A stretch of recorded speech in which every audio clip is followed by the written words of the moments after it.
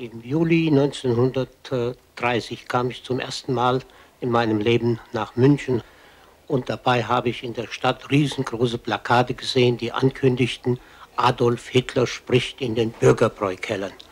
Nachdem ich Herrn Hitler noch nie gesehen hatte, habe ich gedacht, ich werde mir das mal anschauen und anhören und kam in den schon überfüllten großen Saal des Bürgerbräukellers, wo eigentlich 2000 Leute waren. Hitler stand schon auf der Bühne und schleuderte seine Tiraden in den Saal von den Novemberverbrechen und dem Schandvertrag in Versailles und dieser Judenrepublik und diese Atmosphäre und das Heilrufen im Saal war so disgusting, dass ich nicht länger als 20, 30 Minuten geblieben bin und auf dem Heimweg in die Jugendherberge, wo ich gewohnt habe, habe ich schon gesagt, wenn diese Leute einmal in Deutschland das Sagen haben, wird das ein Land sein, in dem man nicht mehr leben kann.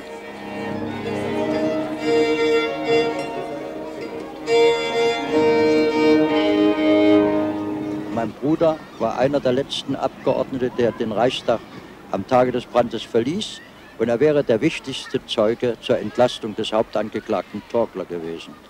Um diesen Zeugen zu beseitigen, wurde er dann sehr bald im Konzentrationslager Reichenbach im April 1933 ermordet. Meine übrige Familie wurde verhaftet, auf Jahre ins Gefängnis, ich selbst auch dann sehr bald, auf 2 Jahre ins Gefängnis und Konzentrationslager und verlor die deutsche Staatsbürgerschaft und wurde auf Lebzeiten aus Deutschland ausgewiesen. Im Februar 1934 war es soweit, dass die Faschisten versucht haben, die demokratischen Einrichtungen zu zerstören. Und mit Waffengewalt hat der Republikanische Schutzbund die Verteidigung der Demokratien versucht. Die Dollfuß-Regierung hat mit Artillerie hier gegenüber dem Maxhof auf den Maxhof geschossen und so die Verteidigung mit Maschinengewehren unschädlich gemacht. Damit war dem Osterfaschismus der Weg in Österreich eröffnet. Ich habe dann ein paar Monate in Prag gelebt, bis ich wieder mit einem illegalen Auftrag nach Deutschland zurückgehen musste. Als ich 1936 zurückkam, war der Krieg in Spanien schon voll im Gange. Ich habe mich sofort als Freiwillige gemeldet, aber die alten Genossen meinten, dass ich wegen mangelnder militärischer Erfahrung nicht gebraucht würde. Sie lehnten ab. Einer sagte sogar, Rotznasen wären jetzt in Spanien nicht gebraucht. Ich antwortete, ihr werdet euch noch wundern. Meine Beziehungen zu den tschechischen Genossen waren sehr gut. Sie besorgten mir einen Pass, Geld und sogar ein Auto, damit ich mit anderen tschechischen Freiwilligen nach Paris reisen konnte. Hier wurden wir von einem Komitee der Gewerkschaften oder der Partei, so genau weiß ich das nicht mehr, empfangen. Und 3 Tage lang konnten wir uns Paris ansehen, bis wir dann mit einem Sonderzug mit mehr als 1000 Freiwilligen nach Perpignan abreisten, wo wir von spanischen Milizionären empfangen wurden. Das war damals möglich, weil noch Leon Blum regierte und keine Einschränkungen gegenüber Spanien bestanden.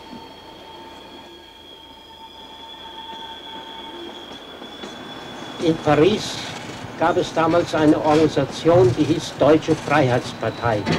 Sie war lediglich eine Fiktion, die benutzt wurde zu Propagandazwecken gegen das Nazireich. Hier spricht der Sender der Deutschen Freiheitspartei. Wir senden auf Welle 38,5. Wir senden täglich von 8 Uhr bis 8:30 Uhr und von 10 Uhr bis 10:30 Uhr. Hier spricht der Sender der Deutschen Freiheitspartei. Natürlich waren wir alle überzeugt, dass wir damit den Hitler nicht stürzen können, aber es gab uns eine gewisse Befriedigung, wenigstens irgendetwas zu tun und auch den Deutschen zu sagen, was im Ausland man über dieses Regime schreibt und denkt.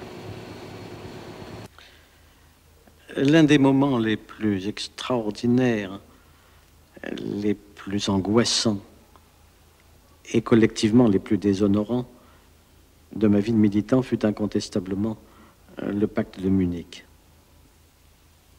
Munich, c'était le déshonneur collectif.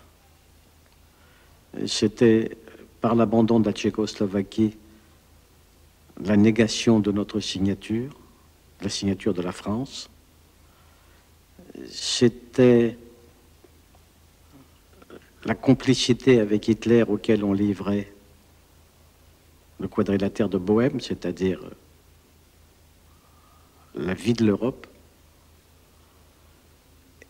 Et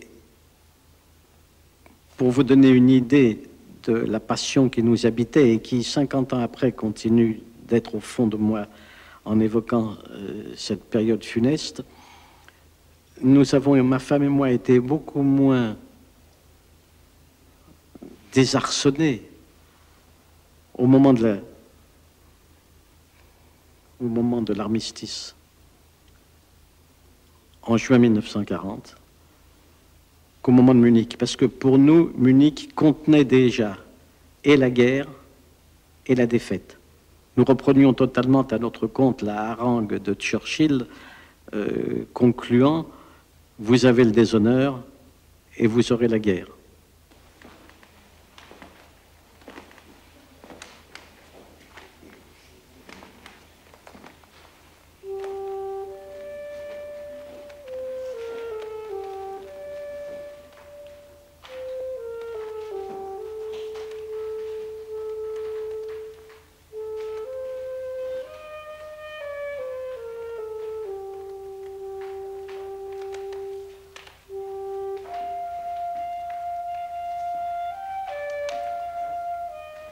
Man fragt sich, warum ein junger Mensch 1936 in den Krieg nach Spanien geht. Wir lebten hier bereits in Österreich in einem Faschismus. Die demokratischen Organisationen waren zerschlagen, doch wir wollten unsere Freiheit wieder freikriegen. So sind wir nach Spanien gegangen und haben versucht, dort den Faschismus zu schlagen oder aufzuhalten. Es ist uns das auch gelungen. 3 lange Jahre.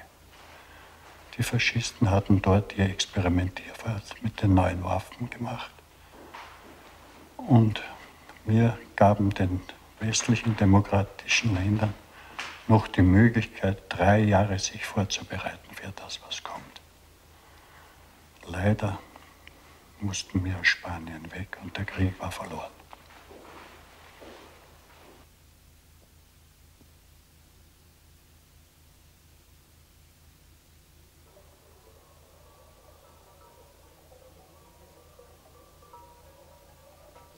Mon exil en France commence à l'aube du 11 février 1939, lorsque je vis du haut du col d'Ares les lumières électriques et publiques de Prat de Molló.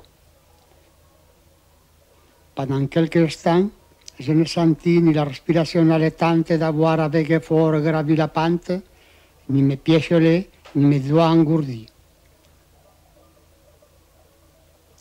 Puis, ayant fini de contempler ce monde jouissant d'un éclairage alors que dans le monde à moi, il n'y en avait plus depuis 30 mois, je me suis retourné et je regardais vers le sud, vers l'Espagne, vers mon pays que je laissais pour une autre.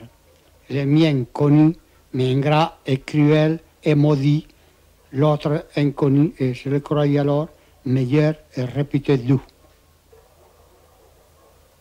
Mes yeux se sont mouillés de soulagement ou de tristesse.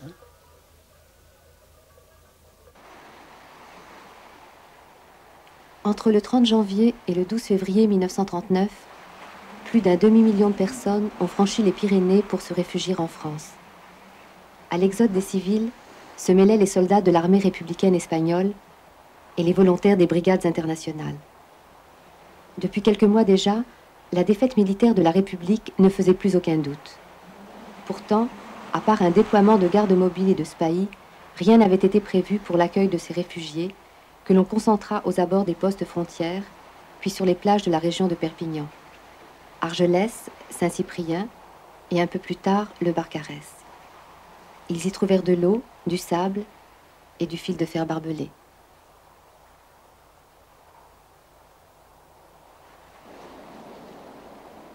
Nous sommes descendus du col d'Ares et aux approches de Prat de Molló, nous avons trouvé les gendarmes qui nous ont demandé si nous portions des armes. Nous avons dit que non parce que nous faisions partie d'un service de santé. Alors ils nous ont dirigés vers un pré où il y avait déjà des centaines de réfugiés. Nach über 2 Jahren Kämpfen in den Reihen der internationalen Brigaden mussten wir uns über La Jonquera zur französischen Grenze zurückziehen. Hier legten wir bei Cerbère die Waffen nieder und wurden unter dem Geschrei der Garde Mobile bis Saint-Cyprien getrieben. Lors de notre passage en France, on était tous persuadés que l'on poursuivrait la lutte et être rapatriés en Espagne. Mais l'accueil que nous ont fait les gardes mobiles et les gendarmes nous ont vite enlevé toutes les illusions. Als ich am 11. Februar mit den letzten Inderbrigadisten über die Pyrenäen gekommen war, ging der Krieg in Katalonien praktisch zu Ende. In Wirklichkeit aber begann für uns und für die Flüchtlinge in den Lagern hier ein Nachkrieg, der in mancher Hinsicht schwerer erträglich war als der Krieg selbst. Die Trostlosigkeit, die Hoffnungslosigkeit war nicht weniger schlimm als der Kampf in Spanien.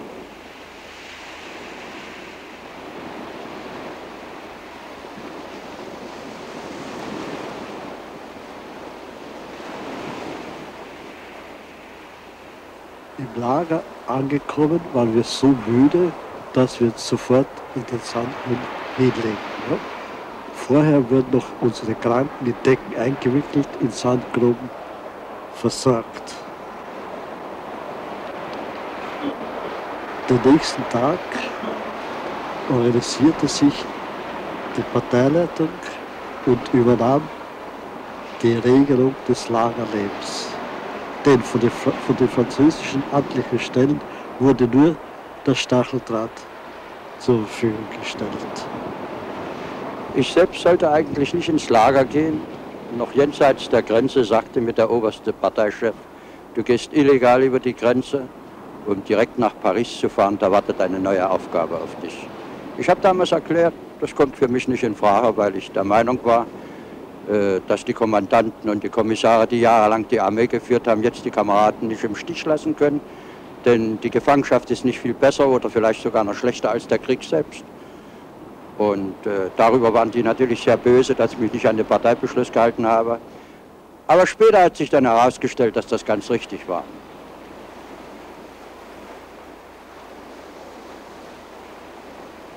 Am Ende der ersten Arbeitsbesprechung, die wir hier hatten mit Ludwig Renn, der sich immer sehr gewählt ausdrückte, weil er ja ein Spross aus dem sächsischen Adel war, ein international bekannter Schriftsteller schon, außerdem Kommandant der 11. Brigade in Spanien, sagte Renn, Genossen, als allererstes werden wir Latrinen einrichten, damit sich nicht jeder da ausscheißt, wo es ihm gerade einfällt, sonst verrecken wir ja alle noch im Dreck. Und so hat das Leben tatsächlich hier angefangen.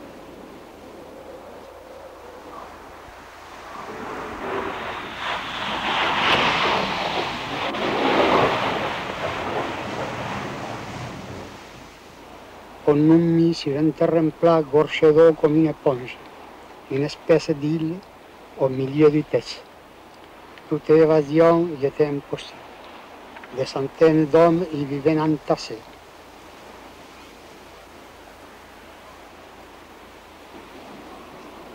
Après 4 ou 5 jours que nous étions parqués sur les rives de la Teca à Melilevin, il nous a été demandé de fournir environ 180 hommes pour aller construire le camp du Barcarès, principalement des menuisiers. Le camp a été construit environ dans l'espace de 2 mois. C'est-à-dire, et puis je dis comment, parce que tant que la température n'était pas clémente, on se servait des planches qu'on démontait la nuit pour nous chauffer un peu. Le camp a été fini quand le beau temps est venu, c'est-à-dire l'été. Il comptait 27 îlots de 27 baraques, ce qui a fait environ qu'on a été, quand le camp était au complet, dans les 60 000 personnes.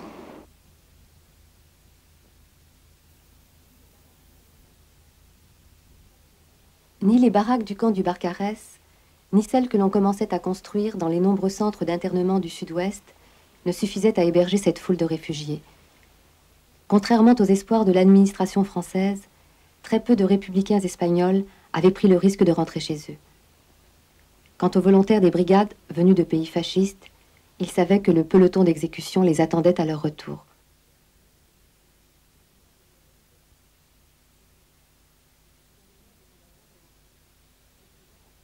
Le gouvernement demanda donc à l'armée de prévoir la construction d'un centre capable d'accueillir environ 20 000 personnes, le camp de Gurs.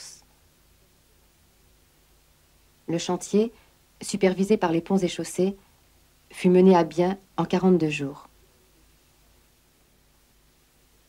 Dès le début de la rébellion franquiste, Oloron a été un lieu de passage pour les républicains espagnols chassés de leur pays.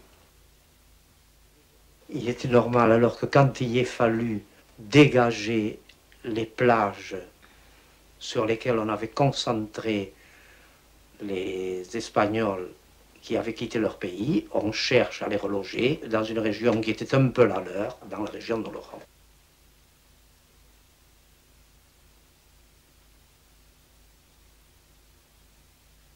La partie internement, qui comprenait 13 îlots de 24 baraques chaque îlot, chaque baraque pouvant contenir 100 internés au plus. Ces 13 îlots devaient être constitués par un modèle de baraque qui avait été arrêté au camp de Barcarès, au camp de Barcarès. Chaque baraque était constituée par 24 fermettes en planches de 27, espacées de 80 cm.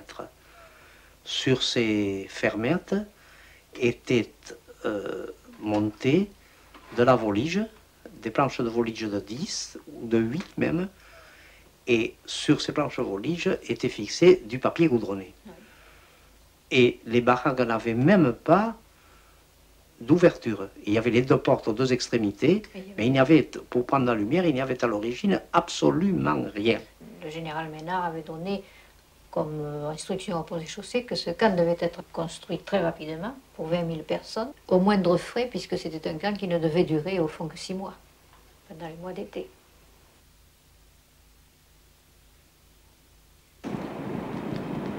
Nach einigen Monaten Ascheles Meer wurden wir nach Gurs gebracht. Für uns war es am Anfang in vieler Richtung eine Verbesserung, weil wir endlich ein Dach über den Kopf hatten und von Wind geschützt waren.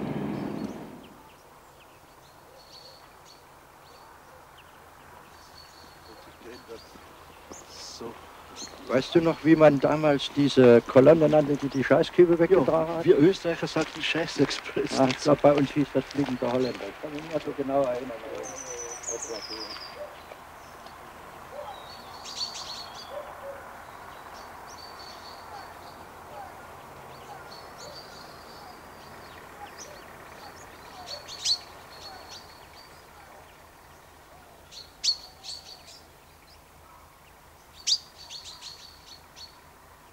Ein schreckliches Problem zu dieser Zeit war der Hunger. Obwohl es in Frankreich noch alles gab, ist niemand auf die Idee gekommen, auch unsere eigene spanische Regierung nicht, uns etwas mehr Brot zu besorgen. Obwohl die zur Verfügung stehenden Mittel ja durchaus ausgereicht hätten, uns etwas mehr Brot zu besorgen. Denn es wurden ja die Gehälter für die Minister und für die Generäle und Abgeordneten noch 10 Jahre weitergezahlt. Nachdem wir uns ein bisschen eingerichtet und organisiert hatten, machten wir der französischen Regierung das Angebot, an der Seite der französischen Armee gegen Hitlerdeutschland zu kämpfen. Denn es war ja klar erkennbar, dass der Zweite Weltkrieg unmittelbar bevorsteht.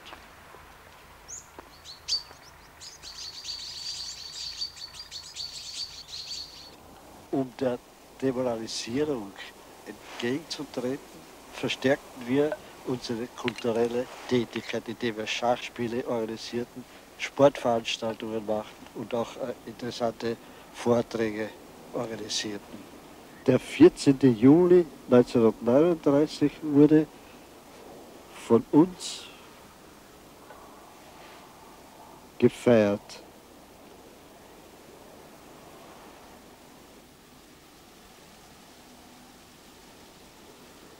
Nationale Ansprachen der einzelnen internierten Nationen unterstrichen die Feindschaft mit dem französischen Volke. Wir Österreicher führten Bodengymnastik durch. Spanier tanzten die Sardana. Zum Abschluss wurde ein Fußballspiel zwischen den Spaniern und den internationalen Brigaden durchgeführt. Die Spanier gewannen dieses Spiel haushoch. Die Marseillaise beendete diese schöne Feier. Französische Zuschauer standen um den Platz.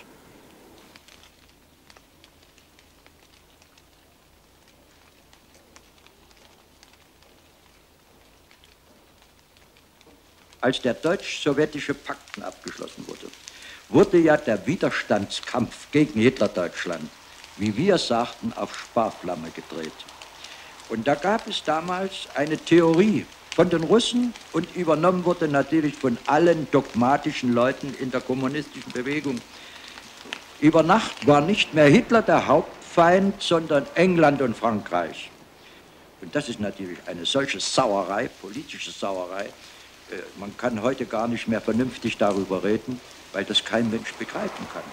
Zur Rechtfertigung der stalinschen Außenpolitik argumentierten wir, dass die Westmächte Hitler zum Krieg animiert hätten. Obwohl ich immer ein ganz gläubiger und disziplinierter Genosse war, habe ich aber niemals Theorien vertreten, die davon ablenken, dass Hitler der Hauptfeind war. Obwohl ich Zweifel hatte an der sowjetischen Außenpolitik, blieb ich doch der Überzeugung, dass die Russen früher oder später in den Krieg eingreifen müssen. Und wie wir aus der Geschichte wissen, hat ja dann das sowjetische Volk 20 Millionen Menschen opfern müssen, um der narzisstischen Barbarei ein Ende zu bereiten. Bei aller Kritik des Paktes sollte man das nicht vergessen.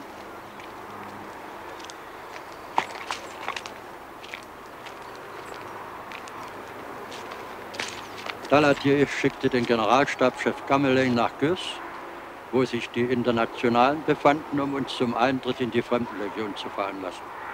Das lehnten wir aber mit Entschiedenheit ab, weil wir nicht verwechselt werden wollten mit den kriminellen Elementen in der Legion. Außerdem wollten wir nicht die Interessen der Kolonialmacht in Vietnam oder Afrika verteidigen. Um unsere Haltung zu demonstrieren, haben wir Gamelin einfach den Rücken zugewandt. Verärgert darüber, über seinen Misserfolg, wurden alle Offiziere und Kommissare ausgesondert und dann nach Vernet abgeschoben. Hier hatten sich inzwischen namhafte Parteivertreter, viele Intellektuelle und Schriftsteller und zahlreiche Gruppen aus 53 Nationen versammelt. Die Lebensbedingungen im Lager waren die härtesten in ganz Frankreich, sodass man durchaus davon sprechen kann, dass das ein Straflager war. Und auf diesem elenden Fundament, wie hier, standen die Baracken, wo wir dann unsere Zeit nutzlos verbringen mussten.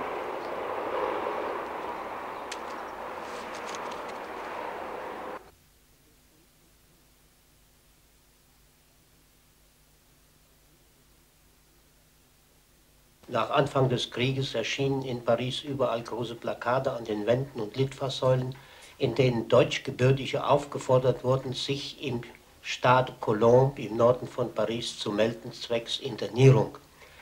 Ich melde mich dort auch mit vielen Tausenden anderen zusammen und nach einigen Wochen in diesem Stadium wurden wir aufgeteilt in größere Gruppen von 50, 100 Leuten und kamen in die verschiedensten Lager. Ich gelangte in einige Lager in der Nähe von Orléans, Montargis, bis ich eines Tages aus mir unbekannten Gründen verhaftet wurde und in das Lager Le Vernet gebracht wurde. In den dunklen, ungeheizten Baracken waren 200 bis 300 Menschen in 2 Doppelreihen übereinander geschichtet. Mit einer Handvoll Stroh, ohne Decken, ohne Matratze musste man sich auf einem Raum von 55 cm Breite, 2 Meter Länge und 1 Meter Höhe einrichten. Flöhe, Läuse, Ratten und Mäuse machten die Nächte in den überfüllten, schmutzigen und stinkenden Baracken zu einer wahren Qual. Mit fast 4000 Leidensgefährten erfuhr ich, was es heißt, zu der Kategorie der Verdächtigen zu gehören. 4-mal am Tage antreten, den Kopf entblößen, militärisch stramm stehen und auf den Namensaufruf zu warten. Nach dem Ausspruch eines höheren Offiziers des Lagers bestand für mindestens 70% der Gefangenen kein Grund für die Internierung, da die Polizeiakten absolut nichts Ungünstiges aussagen. Und welcher Verdacht konnte schon auf den spanischen Flüchtlingen liegen, die als Soldaten eines unterlegenen Heeres in Frankreich Zuflucht gesucht hatten? Was konnte man den politischen und jüdischen Flüchtlingen vorwerfen oder den deutschen Antifaschisten, die mehr als 10 Jahre in Deutschland und im Ausland ihren Mann gegen Hitler gestanden hatten und deren Einstellung die französischen Behörden sehr gut kannten?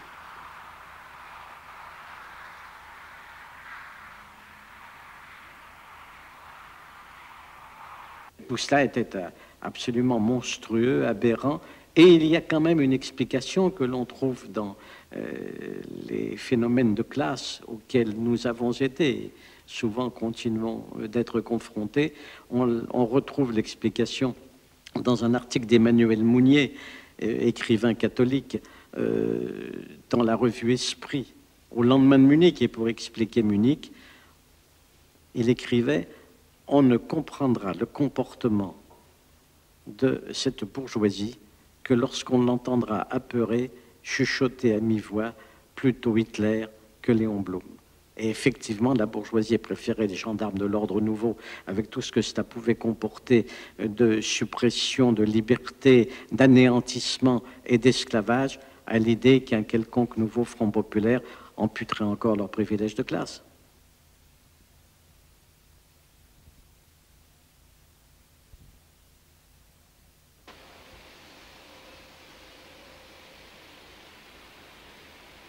In unserer Familie waren durchwegs alle arbeitslos. Ich erinnere mich an kaum jemanden, der eine Arbeit gehabt hätte.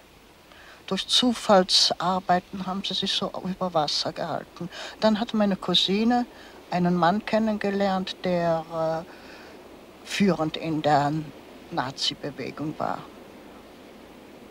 Und so ist dann der Riss durch die ganze Familie gegangen. Der eine Teil hielt zu den Nazis, weil er von denen Arbeit bekommen hatte. Der andere Teil war absoluter Gegner. Ich hätte niemals das Angebot meines Cousins angenommen, mich beispielsweise bei der DAF, der Deutschen Arbeitsfront, zu melden, um dort Sekretärin zu werden. Das ist gegen jede Vorstellung gewesen, so etwas. Das habe ich auch meinem Cousin damals gesagt. Wirst du Arbeit kriegen, für was arbeitet sie? Autobahnen baut sie. Und Waffen werden geschmiedet. Und das ist die Arbeit. Und wofür? Letzten Endes wird sie alle dran glauben müssen. Und so ist es ja auch tatsächlich geworden. Nach dem Krieg haben genau die meisten Toten zu beklagen gehabt. Eine eifersüchtige Kollegin hatte mich der Gestapo verraten. Ich hatte Äußerungen im Betrieb gemacht, die regimefeindlich waren. Ich wurde direkt vom Betrieb abgeholt, vernommen, aber wieder nach Hause geschickt. Einige Zeit später kam allerdings die Anklageschrift. Und ich sollte wieder verhaftet werden, und das wäre die 4. Verhaftung gewesen. Vor der habe ich Angst gehabt. Ich zog mir Trauerkleidung an und an einem ganz grauen und regnerischen Morgen ging ich das letzte Mal am Dom vorbei zum Bahnhof. An der Grenze wollte ich sagen, in Brüssel habe ich eine Beerdigung und deshalb bin ich eben schwarz angezogen.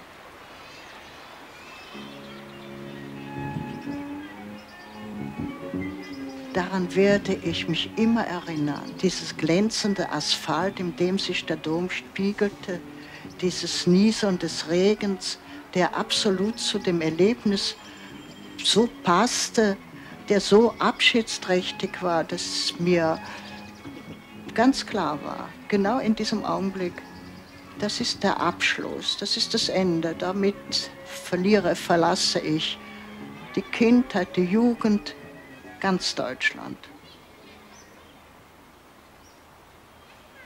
Bei der ersten Feier des neuen Regimes in der Turnhalle unseres Gymnasiums erhob ich nicht die Hand. Ich sollte daraufhin die bewusste Klassenkeile beziehen. aber ein großer Teil meiner Kameraden verteidigte mich und sagte, er war wenigstens kein Kommunist wie ihr. Ich wurde aber immer einsamer und einsamer, da ich den Eintritt in die Hitlerjugend verweigerte. Als ich 1935 auch noch den Gruß verweigerte, teilte mir der Rektor mit, dass er mich eigentlich anzeigen müsste. Er dispensierte mich aber von Schulunterricht, da ich durch die Beziehungen meiner Mutter in die Schweiz gehen konnte. In der Schweiz besuchte ich die kantonale Handelsschule. Nach Abschluss der Schule, nach 2 Jahren und der Schlussprüfung, bekam ich, da ich als Nichtjude, als nicht gefährdet galt, keine Aufenthaltsbewilligung und keine Arbeitsbewilligung. Le 10 mai 1940, les troupes nazies envahissaient la Hollande et la Belgique. Wilma Oswald et Sami Schmidt, comme tous ceux qui avaient trouvé refuge dans ces 2 pays, furent évacués au milieu de la débâcle générale vers les camps du Midi de la France. Am 10. Mai war ich in Antwerpen. Es wurden dauernd durchgegeben, dass alle deutschen und österreichischen Flüchtlinge sich melden müssen. Ich bin hingegangen als gehorsamer Deutscher. Dann wurden wir in Züge gebracht, Güterwagen, Personenwagen.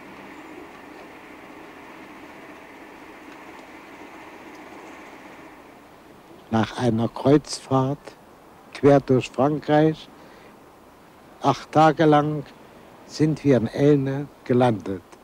Dort wurden wir ausgeladen, kamen auf Lastwagen, die von französischen Soldaten mit Gewehren bewacht wurden. Und wir kamen nach einer kurzen Fahrt im Lager Saint-Cyprien an. Hier wurden wir verteilt in die einzelnen Baracken. Es gab 3 große Blöcke Baracken, die aber voneinander durch Stacheldraht getrennt waren. Der eine Block waren alles Spanier, die schon vor uns da waren, spanische Internierte. Dann kamen wir aus Antwerpen und viel weiter auf der Seite war ein 3. Block, das waren die aus Brüssel. Am Abend sollte unser jüdisches Wochenfest, Shavuot, beginnen. Am Morgen, nach dem Morgengebet, haben sich die Rabbiner zusammengesetzt, um zu besprechen, in welcher Form der Gottesdienst ohne Tora-Rolle stattfinden kann. Während dieser Besprechung ging ein Rennen nach dem Tor los.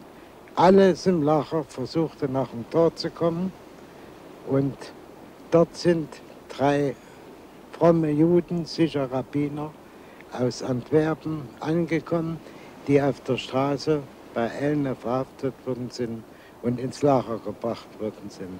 Die ersten Worte waren: Wisst ihr, dass heute Abend Shavuot ist? Und unsere Rabbiner haben geantwortet: Ja, wir wissen, aber wir haben Probleme mit dem Gottesdienst, weil wir keine Tora haben. Daraufhin hat einer von den 3 den Mantel aufgemacht und hat eine Tora-Rolle rausgebracht. Am Abend hat der Gottesdienst an 3 verschiedenen Plätzen stattgefunden. Die Tora wurde von einem Platz zum anderen gereicht und wir alle glaubten, ein Wunder sei geschehen. Wir lagen mitten im Sand, im Meeressand. Vor uns war Stacheldraht und dahinter das Meer. Und es war heiß und in der Ferne haben wir die Pyrenäen schneebedeckt sehen können. Es war wie in der Wüste. Wir sind dann den ganzen Drôle de Guerre in Gurs geblieben. Und eines Nachts kamen dann auf einmal, nachdem der Krieg begonnen hatte und Hitler Holland und Belgien überrannte, große Transporte mit Gefangenen an, mit Flüchtlingen und Gefangenen, darunter sehr viele Frauen. Wir meldeten uns freiwillig, die Baracken, die schon sehr desolat waren, zu reparieren und für die Frauen Kleinigkeiten zu machen. So saß ich eines Tages auf dem Dach und sang so ein bekanntes Kampflied von uns vor mich hin. Unsterbliche Opfer, ihr sanket dahin. Und von unten kam plötzlich eine Antwort auf mein Lied. Ich nahm die Melodie auf und pfiff weiter. Und auf diese Weise haben wir denn beide gewusst, aus welcher politischen Ecke wir gekommen sind. Später bin ich dann zu dem Genossen hingegangen und habe ihn gebeten, er möge mir doch ein kleines Möbelstück machen, auf dem man sitzen kann und vielleicht auch als Tisch benutzt, weil wir ja gar nichts gehabt haben. Auf diese Weise lernte ich den Fritz, meinen späteren Mann, kennen. So habe ich meine Frau kennengelernt und bei der bin ich auch bis jetzt geblieben. Sterbliche Opfer, ihr sanket dahin. Wir stehen und trauern mit Herzschmerz und Sinn. Nach einstens in Freiheit den Menschen erstarrt. Aller Sehnen Erfüllung fand, dann werden wir künden, wie ihr einst gelebt, zum Höchsten der Menschheit empor seid gestrebt.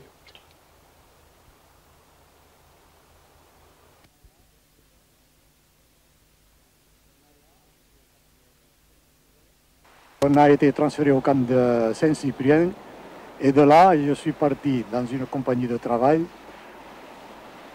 fin décembre, plutôt milieu décembre, vers la poudrerie de Mozac, dans le service des poudres. De Mozac, on est monté à Montmorillon. C'est là que la débâcle 1940 est arrivée et on a éclaté la compagnie et nous sommes partis, chacun de notre côté pour ne pas se laisser faire prisonnier. On a descendu vers le sud dans l'espoir de s'embarquer vers le Mexique, mais il y avait plus de bateaux. De Bordeaux, on a obliqué vers Port-Vendre dans l'espoir aussi de s'embarquer en Afrique du Nord. Entre-temps, l'armistice a été signé et la France est divisée en deux zones, donc il n'y avait plus urgence à quitter le pays. Nous sommes restés dans la zone libre. Là, on nous a ramassés et de nouveau dans les camps. J'ai été arrêté fin mars 1940 dans le cadre de la répression anticommuniste organisée par le décret du 26 septembre 1939 et interné à la prison de la Santé. Mais devant l'avance des armées allemandes, à la suite de l'offensive du 10 mai, nos prisons ont été évacuées et pendant 11 jours, nous avons erré sur les routes de France, assoiffés, affamés, pour finalement nous retrouver le 21 juin 1940 dans un triste état au camp de Gurs.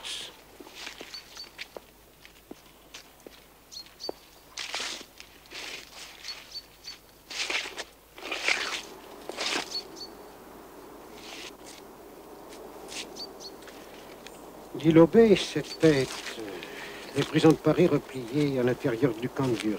Prison, oui, car nous avions autour de nous une double rangée de barbelés avec chemin de ronde pour les gardes mobiles et un encadrement venu de la prison militaire du Cherche-Midi à Paris.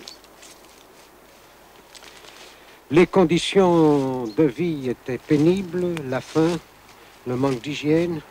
Nous couchions dans la vermine. Nous étions atteints de gale, de furonculose, de dysenterie. Mais au-delà de ces difficultés matérielles, la caractéristique de cet îlot, c'est que le nombre d'internés politiques qui s'y trouvaient s'est rapidement rassemblé pour faire front aux droits communs et nous imposer auprès des gardiens et organiser une vie caractérisée par une intense activité intellectuelle et politique. C'est ainsi, je me souviens, que l'écrivain Léon Moussinac nous faisait des cours de littérature, que Daniel Renoux, qui fut un des fondateurs du Parti communiste, animait des débats politiques et que, pour nous tenir en forme, nous avions organisé une chorale et un groupe de gymnastique qui entretenait non seulement le moral, mais notre état physique en vue des combats à venir. Beaucoup de personnes ont vu dans l'armistice de juin 1940 le retour à la paix, le retour des prisonniers, le retour à une vie normale. Nous avons été un certain nombre à considérer que c'est une sorte de déshonneur, notamment l'article 19 de la Convention d'armistice, qui prévoyait la remise, pied et poings liés par conséquent, à Hitler de tous les réfugiés allemands, la remise à Franco des réfugiés espagnols.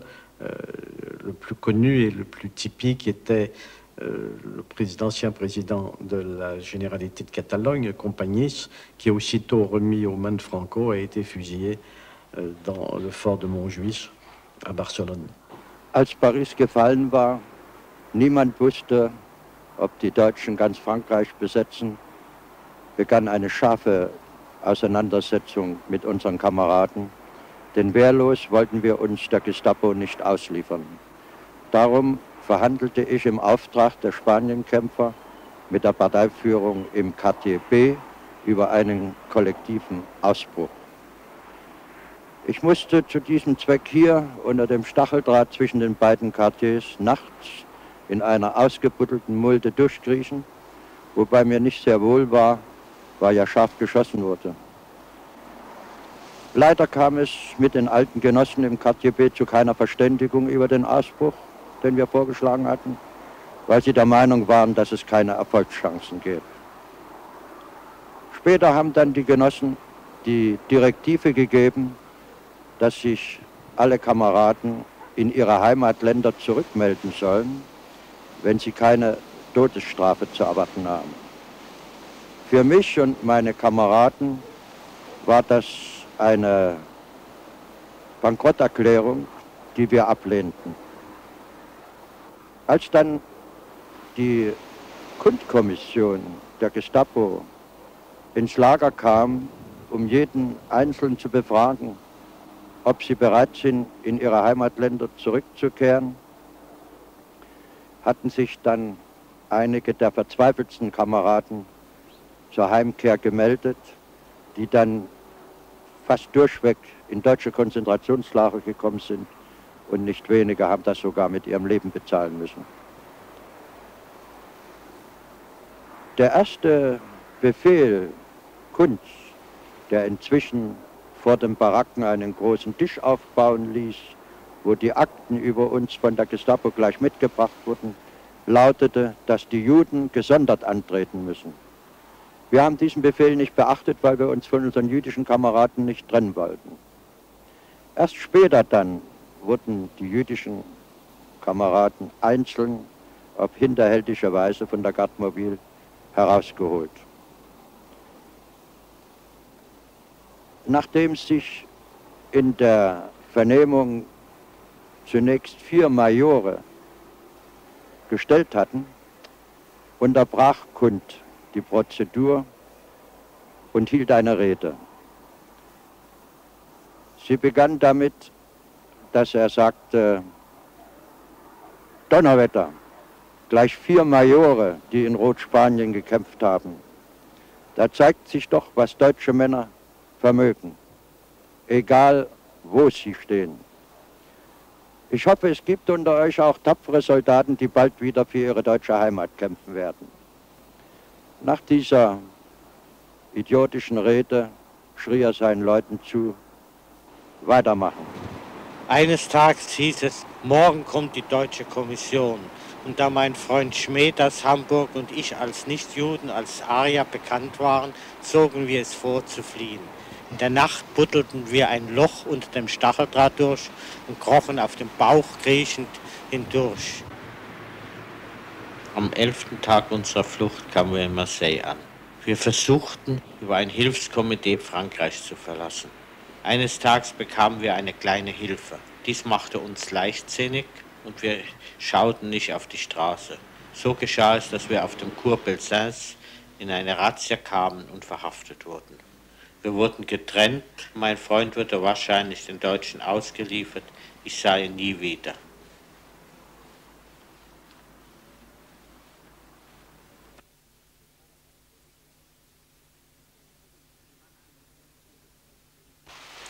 In Mannheim lebten im Oktober 1940 nur etwas über 2000 Juden. Im Jahr 1933 zählte die jüdische Bevölkerung über 6000 Personen. Es machte sich im Oktober eine ziemliche Unruhe bemerkbar innerhalb der jüdischen Gemeinde. Man fürchtete, dass irgendetwas in der Luft lag, ein Ereignis, das sich irgendwie mal konkretisieren würde. Fin octobre, la Gestapo organise en 48 heures la déportation des Juifs du Pays de Bade et du Palatinat vers le sud de la France. Les nazis avaient à cette époque l'intention de concentrer les Juifs sur l'île de Madagascar. Cette première étape en France était peut-être également l'occasion de tester la volonté de collaboration du gouvernement de Vichy, qui venait de promulguer son premier statut des Juifs. Le plan Madagascar sera abandonné. 18 mois plus tard, lors de la conférence de Wannsee, les nazis décideront l'extermination systématique des Juifs.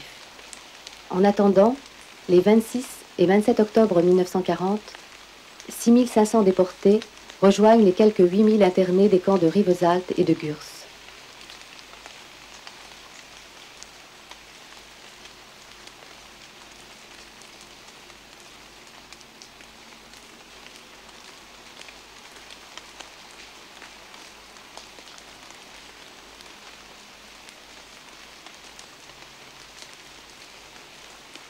Am Hauptbahnhof in Mannheim war ein Tisch vorbereitet, an dem saß ein Notar, der nun die vorwiegend das Oberhaupt der Familie, die Väter oder alleinstehende Personen aufforderte, eine Vollmacht zu erteilen, wonach all das Vermögen, das man zurücklässt, der sogenannten Reichsvereinigung der Juden abgetreten würde. In Wirklichkeit war diese Reichsvereinigung der Juden damals nichts anderes als wie eine narzisstische Konfiskationsorganisation gewesen.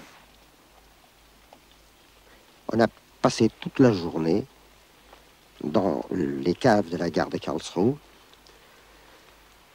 Et la nuit venue, on a été entassés dans les trains qui attendaient. Et ce voyage a commencé sans que personne ne savait où on allait. Le lendemain, dans la journée, on a vu défiler des paysages, mais je ne me rendais vraiment pas compte où j'allais. Et c'est au lendemain de la deuxième nuit que nous nous sommes arrêtés dans une gare, sous une pluie battante, qui était la gare d'Oloron-Sainte-Marie, j'ai appris ultérieurement, où nous attendaient des camions bâchés dans lesquels nous avons été entassés et on nous a emmenés au camp de Gurs. Et c'est là que les choses plus dramatiques ont commencé, puisque les familles ont été séparées. Je me suis trouvé avec ma mère et mon petit frère dans un îlot, alors que mon père et tout le reste de la famille on était séparés. Et j'ai perdu de vue à ce moment-là mes grands-parents, tantes, cousins que j'avais, toute la famille. Eine Eigenfamilie war mein Großvater von 80 Jahren mit dabei gewesen und man hat Altersheime in Südbaden hat man gelehrt, man hat Menschen aus ihren Anstalten rausgeholt und sie nach Gurs gebracht, also eine vollkommen für sie unmögliche Atmosphäre. Und das hat sich auch sehr stark ausgewirkt, dass gerade ältere Menschen, die aus ihrer angestammten Heimat herausgerissen, vertrieben worden waren, dass sich bei denen nicht nur die Stimmaspekte des Lagerlebens, sondern vor allen Dingen eine sehr starke Melancholie und Bedrücktheit merkbar machte, wobei natürlich auch immer noch dieser Dauerregen und so weiter noch mit dazu beitrug. Le pire de tout, c'était sans aucun doute les latrines, c'est-à-dire une simple estrade en plein vent, dont les demi-portes avaient été brûlées depuis bien longtemps pour nous chauffer, et ces latrines constituaient un véritable foyer d'infection, d'où est sans aucun doute partie cette épouvantable épidémie de dysenterie qui a sévi pendant tout l'hiver et auquel on a dû des centaines de morts. Tous les matins, il passait un camion dans le camp sur lequel on balançait sans aucune retenue les cadavres Et c'est d'ailleurs là que j'ai vu pour la première fois de ma vie des morts qui n'étaient pas toujours très beaux à voir. D'autant plus qu'il y en avait beaucoup qui se levaient la nuit pour essayer d'atteindre rapidement les latrines en question et qui, glissant sur les planches pleines de boue pour franchir les fossés, se noyaient dans ces fossés qui avaient quelquefois 1,50 m ou 2 mètres de profond, que nous avions été obligés de creuser pour nous protéger de l'eau dans les baraques.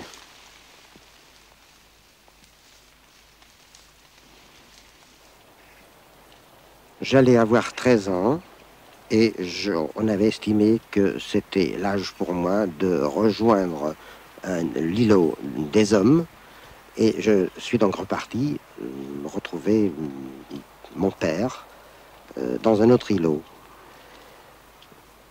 Quelqu'un avait emporté d'Allemagne une Torah et j'ai été ainsi le premier garçon à faire sa bar mitzvah au camp de Gurs. Bien sûr, tout le monde a pleuré et la signification religieuse de la bar mitzvah a très rapidement sombré pour moi dans les soucis du quotidien, de la vie de tous les jours.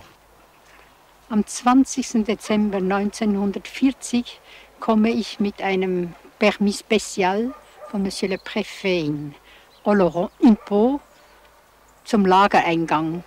Man ist sehr erstaunt, dass da eine Ausländerin Eintritt erhalten soll. Ich muss warten, komme endlich zur Baracke des Lagerdirektors, wo ich nach einiger Zeit empfangen werde. Ich erzähle, dass ein Fass Pulvermilch unterwegs ist und dass ich gerne helfen möchte. Monsieur le Directeur nimmt das dankbar entgegen, aber auf meine Bitte, im Lager zu wohnen, sagt er ganz eindeutig, dass das unmöglich ist. Sur Kasser, vous ne pouvez pas vous imaginer, c'est absolument impossible. Vous ne connaissez pas les circonstances, la situation, worauf ich antworte. Monsieur le Directeur, ich kenne die Lage des Krieges von der Zeit, als ich im Spanischen Bürgerkrieg arbeitete. Ich fürchte mich nicht. Wenn ich helfen will, will ich auch das Leben der Internierten teilen. Mais c'est impossible, vous ne pouvez pas vous imaginer. Ich bleibe ruhig, insistiere, dass ich ja die Situation der Flüchtlinge nicht kennen kann und ihre Bedürfnisse, wenn ich nicht da wohne. Und weil die Nacht hereinbricht, kann er nicht anders, als mir irgendjemand als Begleitung zu geben ans andere Lagerende. Und zum ersten Mal gehe ich über diese Lagerstraße 2 Kilometer lang ans andere Ende in der Nähe des Friedhofs. Dort steht eine halb verlassene oder nur in der Nacht gebrauchte Baracke, die als Bar diente für die Sûreté. Dort bekomme ich einen Schlag, einen Verschlag, glücklicherweise abschließbar, mit einem Eisengestell und einer Wolldecke zugeteilt. Ich erzählte dann oder ließ der Hebamme des Lagers bestellen, ich wäre Krankenschwester. Tatsächlich bin ich als Krankenschwester zur Hebamme gekommen und war auch bei der Geburt von den ersten Kindern in Gürst. Das war die Susi und der Heini. Das hat mir mein Leben tatsächlich sinnvoll gestaltet. Dabei habe ich eigentlich meine eigene Situation vergessen.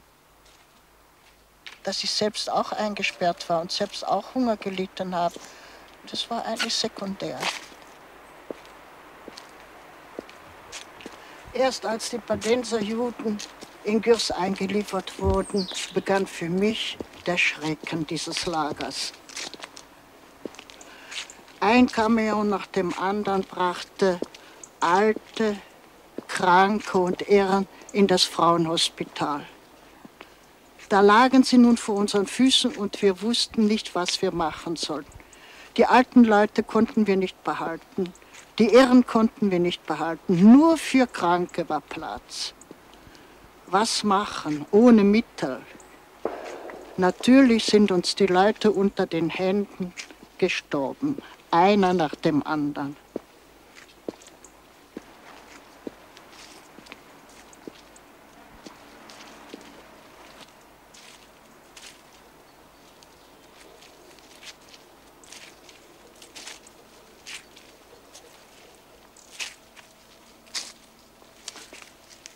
Am Anfang dachte ich, ich müsse das ganze Elend in die Welt hinausschreien.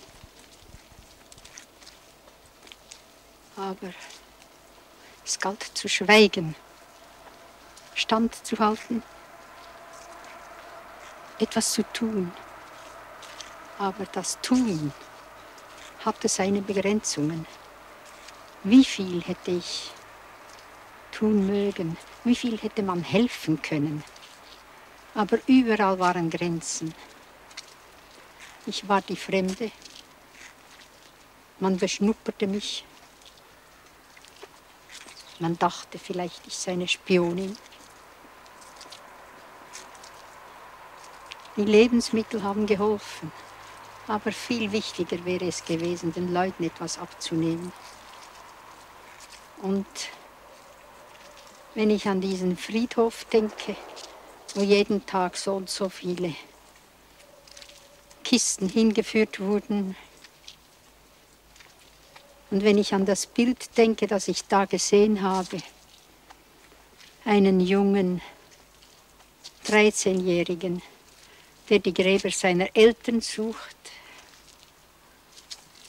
Er war krank, hat überlebt, sucht Heimat, sucht Geborgenheit. Ich komme hin, daneben schreit eine das ganze Elend in diese Gegend hinaus.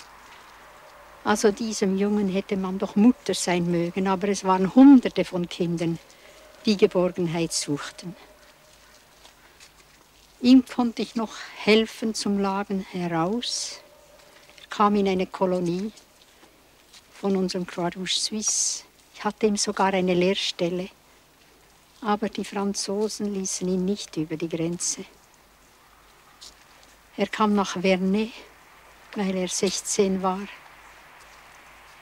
Und dann hat er mit dem letzten Geld mit seinen 3 Kameraden zusammen einen Guide bezahlt. Und der wollte zweimal verdienen, hat die Jungen an der spanischen Grenze der Gestapo übergeben. Und weil einer überlebt hat, kenne ich die Geschichte, bis der in Auschwitz Ruhe fand. Ja.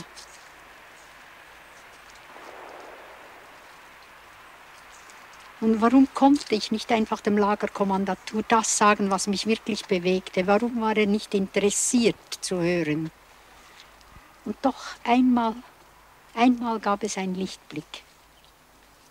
Da kam der Préfet spécial pour les camps, hat sich unsere Arbeit angeschaut, hat gesagt, die Leute sollen wegkommen. So eine Schule, das wäre etwas Richtiges. Aber die Kinder und die Frauen gehörten nicht hin. Stacheldraht wäre aber noch zu gut. Man könnte vielleicht ein Straflager machen. Aber bis dahin, was konnte ich tun? Man möchte retten, man möchte verstecken, man möchte den Leuten den Weg zeigen, hinaus aus diesen Grenzen. Aber ich war Vertreterin des Roten Kreuzes, das ging nicht, ich durfte nichts Illegales tun. Also, diese Frage.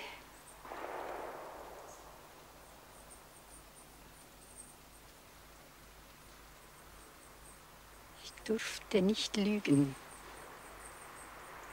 um Menschen zu retten.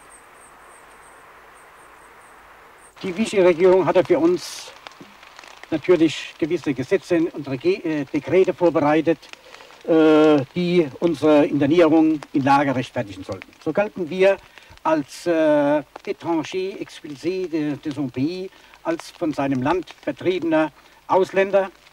Und dieser Begriff wurde im Laufe der Zeit noch verschlimmert, indem man uns einfach nannte les indésirables, die Unerwünschten.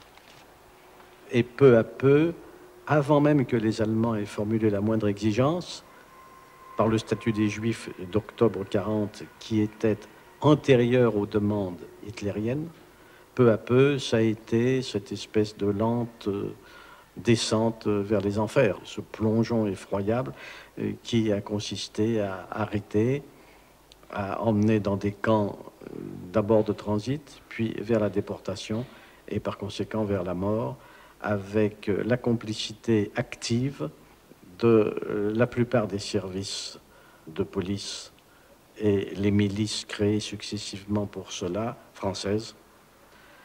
Il y a eu incontestablement des exceptions, des policiers courageux, des gens qui se sont entremis pour empêcher cela. Le plus grand nombre a laissé faire, en pensant d'ailleurs que, après tout, si des Juifs étrangers récemment venus en France fournissaient le plus grand nombre de victimes, la plupart des Français y échapperaient, alors que c'est avec un grand nombre de martyrs le déshonneur même de la France qui était en jeu.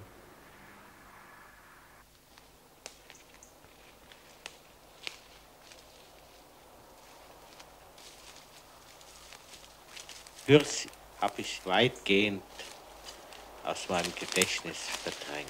Ich weiß nur, dass es dunkel war. Dass der Überlebenstrieb, der kann ja auch Leute ins Gemeine, also wie sagen wir im KZ einen zum Kapo machen. Das ist eigentlich die Feststellung, die ich in Gürs gemacht habe. Dass ich von dem, was Jesus eigentlich fordert, eben liebe deinen Nächsten, dass ich sehr weit noch davon weg bin. Es ist eben dieses Moment der Gnade, dass man nicht ganz, auch bei diesem Lebenswillen, ins Böse abgesunken ist. Dass es mir ohne Verdienst erspart blieb, so etwas zu machen.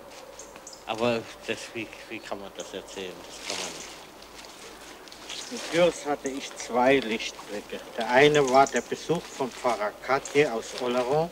Er versammelte uns Protestanten in einer alten Waschbaracke. Er sprach zu uns. Ich verstand nicht viel, aber ich spürte seine Liebe. Und diese Liebe stellte er auch unter Beweis, indem er Briefe unzensuriert hinausschmuggelte. Er wurde später denunziert und erhielt Lagerverbot. Der zweite Lichtblick war der Gang zu Schwester Elsbeth in die Baracke der Secours Suisse.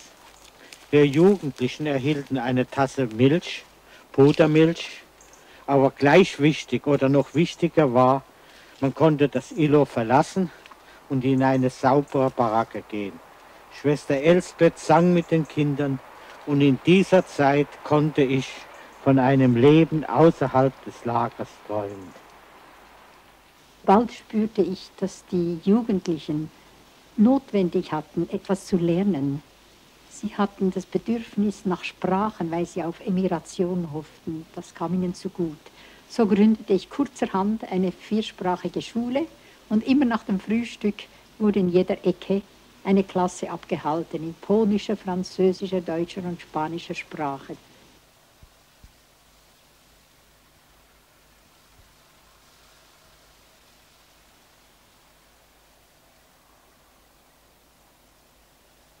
Es ging noch einige Wochen, bis die Tische ankamen, bis die Tassen ankamen, so dass ich jedem Kind dieselbe Ration geben konnte. Jedes Kind erhielt eine Karte. Bald mit einer merkte Nummer ich, drauf. dass die Jugendlichen noch mehr unter Hunger litten als die Kinder und dass sie kein Ziel mehr vor Augen hatten. Also versuchte ich, einen Garten anzubauen. Das Werkzeug musste zusammengesucht werden. Einiges erhielt ich von anderen Organisationen. Und plötzlich wurde dieses ganze Areal zu einem schönen Garten umgebaut. Die Leute dachten, ich sei verrückt. Man wolle doch nicht ewig im Lager bleiben. Aber die ersten Blumen begannen zu blühen. Die ersten Kartoffeln begannen zu sprießen, die Erbsen. Das war eine große Freude. Und nun wurden aus diesen Pulvermilchfässern Musikinstrumente. Ich holte in Oloron Saiten. Das Holz zu den Griffbrettern wurde gestohlen aus den Balken. Und wir hatten plötzlich ein Orchester von 12 Instrumenten. Und jeden Morgen wurden Lieder gesungen. Man vergaß, dass man im Lager war. Die Kinder jauchzten, die Kinder freuten sich. Und auch wenn es regnete und wenn sie traurig waren, erzählte ich ihnen Geschichten. Geschichten, wie es sie eben geben konnte, wenn es regnet, auch anderswo regnet.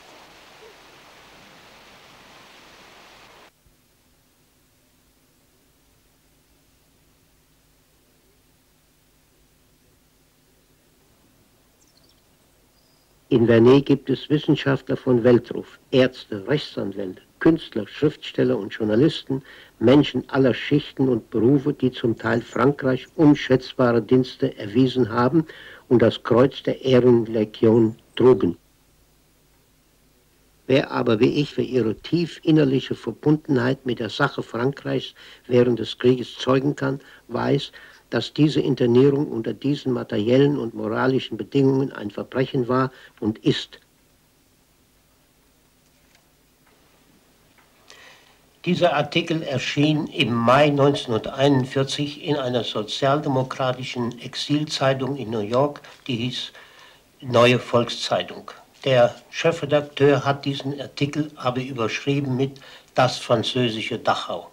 Das habe ich später sehr bedauert, denn so schlimm es auch in dem französischen Lager gewesen ist, kann das nicht verglichen werden mit dem Grauen, was sich in Dachau abgespielt hat und worüber man die Einzelheiten ja erst nach dem Krieg erfahren hat. Als im Frühjahr die Versorgung nur noch aus verfaulten Topinambur bestand, entschlossen wir uns im Quartier C zum Hungerstreik. Die Garde Mobile brach diesen Streik mit entsicherten Gewehren und verhaftete aus allen nationalen Gruppen 3 Verantwortliche. Unter den Deutschen war ich der Wortführer, der sich zum Streik bekannte. Der Lagerkommandant fragte mich bei der Vernehmung, warum ich die Rebellion organisiert und die Franzosen beleidigt habe. Ich antwortete, Herr Kommandant, Sie sind Oberst der französischen Armee. Würden Sie tatenlos zusehen, wie Ihre Soldaten in der Gefangenschaft verhungern? Ich bin nur Major. Ich bringe es nicht fertig, meine Kameraden jetzt im Stich zu lassen. Der Kommandant sah mich eine Weile an, nachdenklich, und dann sagte er, abführen. In Foix wurden wir dann vor Gericht gestellt und zu Gefängnishaft verurteilt. Die französische Presse und auch die englische berichtete über diesen Prozess und über die Lage in Vernet. Zeitweise verbesserte sich dann die Versorgung. Und genau das war ja unsere Absicht. Hier liegen etwa 150 Kameraden, die damals entweder an Hunger oder Krankheiten elend zugrunde gegangen sind. Denn unsere medizinische Versorgung war ja gleich null. Außer den 3 Ärzten, die wir aus Spanien mitgebracht hatten, kümmerte sich niemand um uns. Oder einige von denen, die hier liegen, wurden bei Fluchtversuchen von den Posten auf den Wachtürmen ohne Vorwarnung einfach erschossen. Jusqu'à la fin de la guerre, le Vernet resta un camp répressif. Les détenus durent s'organiser pour survivre en créant des collectifs de solidarité qui correspondaient le plus souvent aux différentes familles politiques et religieuses. J'étais affecté au quartier qui était composé de 3 groupes différents. Il y avait les réfugiés espagnols, il y avait les brigades internationales et il y avait les Israélites. Les Espagnols, les réfugiés espagnols étaient environ 60%. La colonie de brigades internationales était très importante et on peut dire très près et très fraternelle avec nous, étant donné que nous avions combattu, nous venions de combattre pendant 3 ans ensemble. C'est vrai qu'à cette époque, la présence d'un collectif dans le camp a apporté un grand soulagement et un bienfait à tous les internés. Ce collectif, cela nous permettait quoi? Cela nous permettait d'avoir 2 fois par semaine une gamelle supplémentaire. Et cela nous permettait de survivre, étant donné que la nourriture donnée à l'époque, à cette période de 1943, au camp du Vernet était minime. Était minime au point qu'une personne, c'était mon cas, qui rentre au camp avec 80 kilos et termine à 48. Die französische Regierung gab sich auch der Illusion hin, dass sie durch die Verhaftung der Parteiführer von Dahlem bis Longo und das Abschieben nach Vernet ihren Einfluss brechen kann.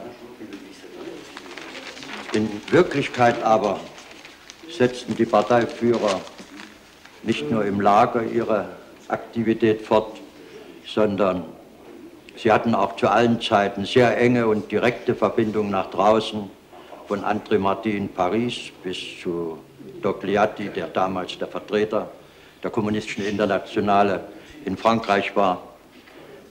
Und diesem Umstand unter anderem verdanke ich, dass ich relativ früh das Lager Vernet verlassen konnte, weil die Widerstandsgruppe, die deutsche Widerstandsgruppe in Marseille, den mexikanischen Konsul veranlasste, meine Überführung von Vernet in das Transitlager Les Milles zu beantragen.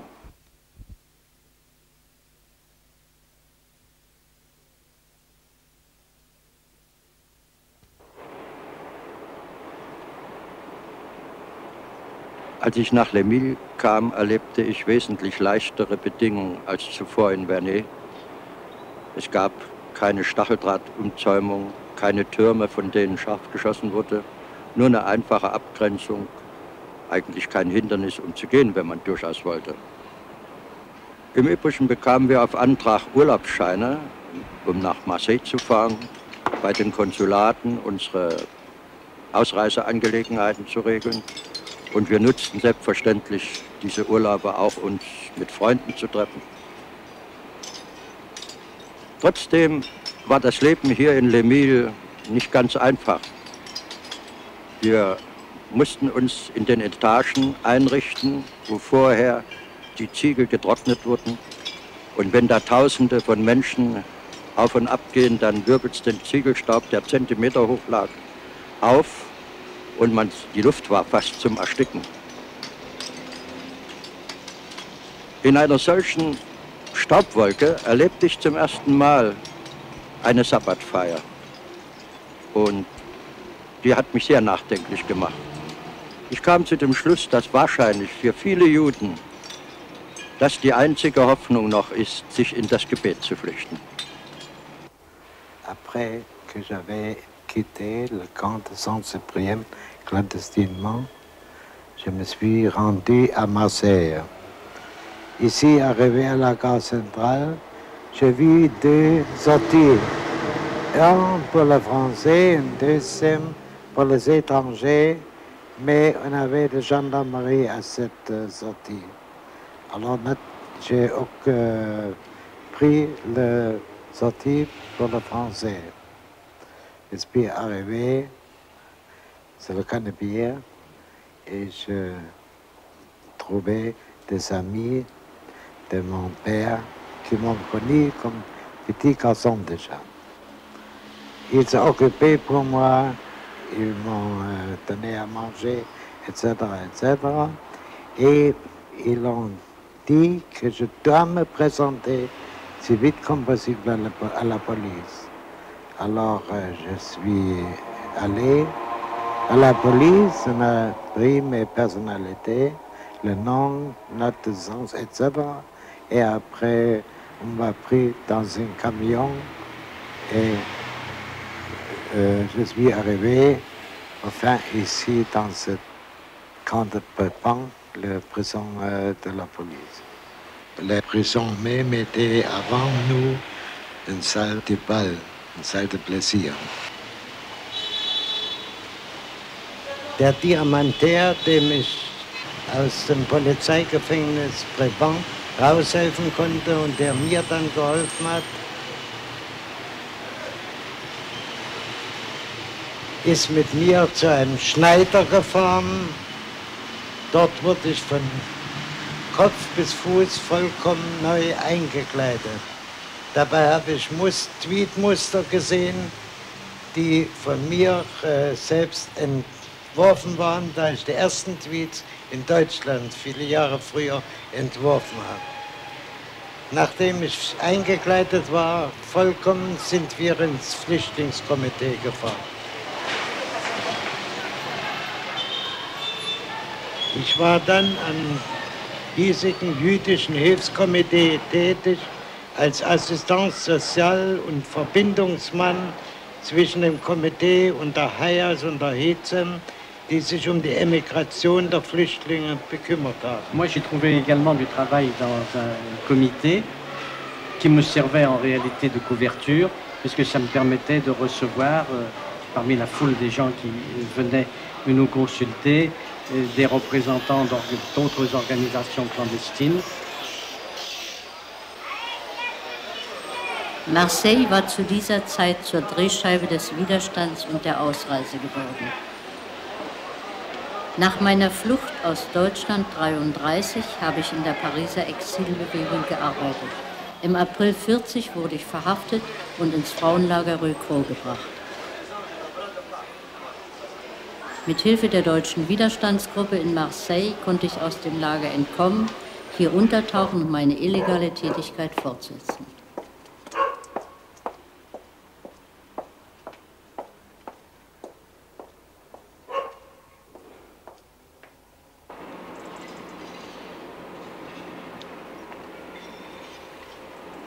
Als die Deutschen den Krieg gegen die Sowjetunion begannen, waren alle Häftlinge der Hoffnung, dass es nun zu einer Wende kommt. Diese Erwartung erfüllte sich leider nicht sofort, weil die deutsche Armee in wenigen Wochen bis vor die Tore von Moskau vorrücken konnte. Da nun durch den Krieg zwischen Deutschland und Russland keine Rücksicht mehr auf die Häftlinge in der freien Zone genommen wurde, hatte die Gestapo die ersten Listen der Auslieferung an die Kommandanten der verschiedenen Lager geschickt. Der hiesische Kommandant hier ließ uns wissen, wer auf dieser Liste steht und sagte, wenn ihr länger als 3 Tage bleibt, kann ich euch nicht mehr schützen. Das war eine direkte Aufforderung zur Flucht. Und wir haben natürlich davon Gebrauch gemacht und völlig unvorbereitet bin ich so nach Marseille gekommen, wo ich dann die nächsten 2 Monate illegal gelebt habe, meistens am Strand irgendwo.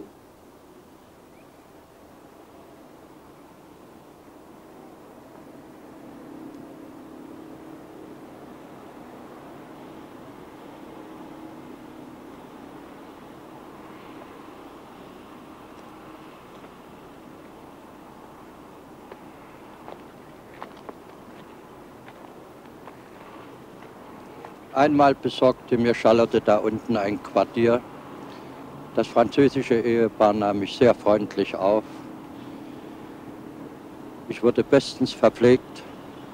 Als es dann ans Schlafen ging, bestanden die Gastgeber darauf, dass ich das Ehebett benutze. Ich wollte das nicht und sagte, ich bin ein alter Soldat und kann mich in jeder Ecke einrichten. Die jungen Leute antworteten, das genau kommt nicht in Frage, solange du bei uns im Hause bist, wirst du unser Bett benutzen. Nach 3 Tagen konnte ich das nicht mehr ansehen. Ich verließ das gute Quartier und ging zurück in die Berge, wo ich mir in einer windgeschützten Ecke ein neues Schlafquartier suchte. Nous sommes allés voir le film nazi, Le Juif Sus. Le contenu antisémite nous a outragés, mais ce qui nous a choqué le plus, c'était les réactions frénétiques du public français. Goebbels imposait au cinéma de la Canebière la présentation du Juif Sus. Nous avons pensé qu'il convenait de faire quelque chose immédiatement. Et nous avons pensé qu'il serait bon d'apposer des papillons sur chacune des affiches annonçant cette présentation. Malheureusement, nous ne possédions qu'un seul jeu de lettres tampons. Et il était impossible d'écrire, par exemple, film hitlérien, parce qu'il faut 2 I et 2 L. film allemand parce qu'il faut 3 L, alors nous avons écrit film Bosch. F-I-L-M, B-O-C-H-E, c'est un seul jeu. Et c'était en complète contradiction avec notre doctrine et notre pratique, puisque nous n'avons jamais pensé qu'il convenait de mener la guerre contre l'éternelle Germanie ou contre le peuple allemand, mais seulement contre l'hitlérisme. Aujourd'hui encore, je regrette d'avoir été obligé de faire cela. Il n'en est pas moins vrai que durant cette nuit-là, alors que nous n'étions que 3, Gaston Defferre, ma femme et moi, nous avons envahi presque la totalité de Marseille avec ces papillons, à tel point que nous l'avons su ensuite par des camarades. À la préfecture, il y a eu toute une série d'angoisses, d'inquiétudes. Les gens se disant, mais qu'est-ce que c'est que cette nouvelle organisation qui est capable de faire cela? Man lief ja immer Gefahr, dass man in eine Razzia läuft, verhaftet und an die Gestapo ausgeliefert wird. Einmal traf ich Longo auf der Straße und fragte, hast du gar keine Angst, dich so frei zu bewegen? Er antwortete, nein, keine Angst. Bald danach war er weg, kam wieder nach Vernet und von dort wurde er an Mussolini ausgeliefert. Außerdem hätte ich kaum lange überleben können, wenn mir nicht Charlotte immer wieder geholfen hätte. Wir trafen uns zu diesem Zweck jede Woche einmal an verschiedenen Orten, die wir vorher vereinbart hatten. Meine Aufgabe war die Verbindung zu den französischen Patrioten. Durch sie bekamen wir gefälschte oder gestohlene Lebensmittelkarten und auch Quartiere. Und so habe ich Walter kennengelernt. Er war einer meiner Schützlinge. Eines Tages traf ich einen Freund, der sagte mir, ich habe gerade Walter gesehen und ihm Lebensmittelkarten gegeben. Da konnte ich nur lachen und sagen, was? Du auch? Ja, der ist offenbar nicht.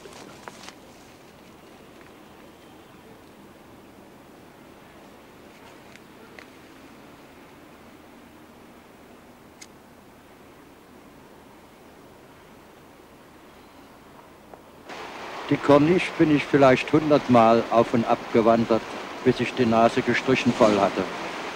Das Warten und Nichtstun war unerträglich geworden. Ich schlug den Genossen in Marseille vor, dass ich nach Jugoslawien gehe, wo der Partisanenkampf schon im Gang war. Aber das wurde abgelehnt, weil es keinen Weg dahin gäbe. Dann gab ich die Anregung, nach Spanien zurückzugehen, um 4 andere Genossen die Durchreise zu organisieren. Das wurde dann schließlich genehmigt. Aber zum Glück kam doch alles anders. Die Partei beschloss, dass ich nach Mexiko gehen muss. Für diejenigen, die nicht auf der Liste der Gestapo standen, war das kein Problem. Den anderen aber verweigerte die französische Regierung das Ausreisevisum. Ohne die Hilfe von Madame Esmiol vom Ausländerreferat in der Präfektur wäre es ganz unmöglich gewesen. Als wir das mexikanische Visum hatten, musste Walter zurück ins Lager, aus dem er ja geflohen war, weil er einen Entlassungsschein brauchte, um mit Hilfe französischer Patrioten in der Präfektur sein Visa de Sortie zu bekommen. Als ich ins Lager zurückkam, haben sich viele am Eingang versammelt und haben gedacht, ich bin total verrückt geworden, weil sie angenommen haben, ich will mich freiwillig wieder ins Lager zurückmelden. Sie waren dann umso erstaunter, weil ich in kurzer Zeit meine Entlassungspapiere bekommen habe und das Lager wieder verlassen konnte. Offenbar war der Kommandant des Lagers sehr gut durch die Präfektur in Marseille schon informiert. Diese Frau hat ja viel riskiert, wenn sie das rausgekriegt hätte.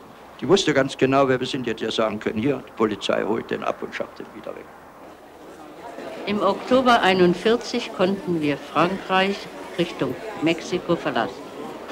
Mit dem Schiff Serpa Pinto über die Azoren, Bermudas, San Domingo, Kuba, Veracruz.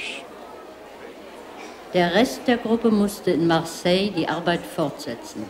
Ich musste meinen Lebensgefährten Lex Ende zurücklassen.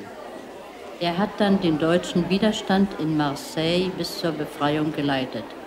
Als unser Schiff auslief, stand er im Park des Faro, sah dem Schiff nach und konnte nicht mal winken. Da stand auch meine Freundin, Irene Wossikowski. Später, In Mexiko erfuhr ich, dass sie von der Gestapo verhaftet, schwer gefoltert und dann in Berlin-Plötzensee enthauptet wurde. Charlotte und ich haben später geheiratet.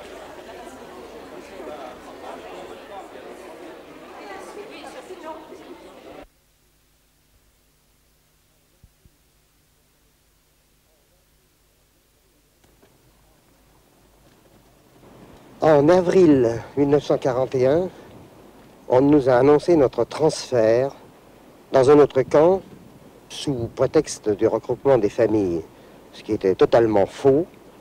C'était une façon de faire monter les gens dans les camions sans panique. Et c'est ainsi que je me suis retrouvé donc en avril 1941 au camp de Rivesaltes. Bien sûr, j'avais déjà derrière moi les premiers 6 mois de camp au camp de Gurs et j'étais déjà passablement affamé, amaigri. À Rivesaltes, dans ce domaine, les choses ne se sont pas arrangées.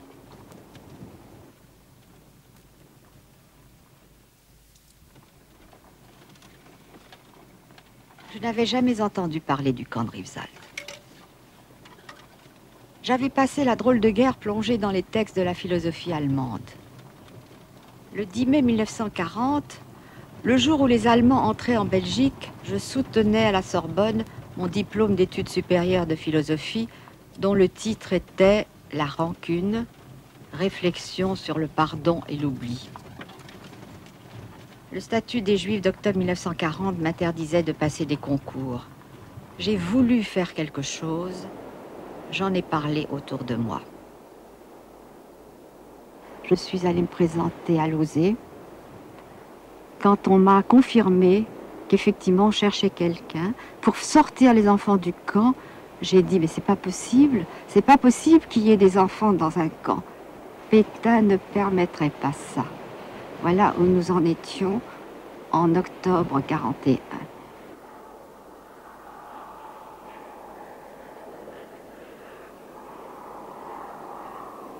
Je n'oublierai jamais l'impression que j'ai eue en arrivant au camp.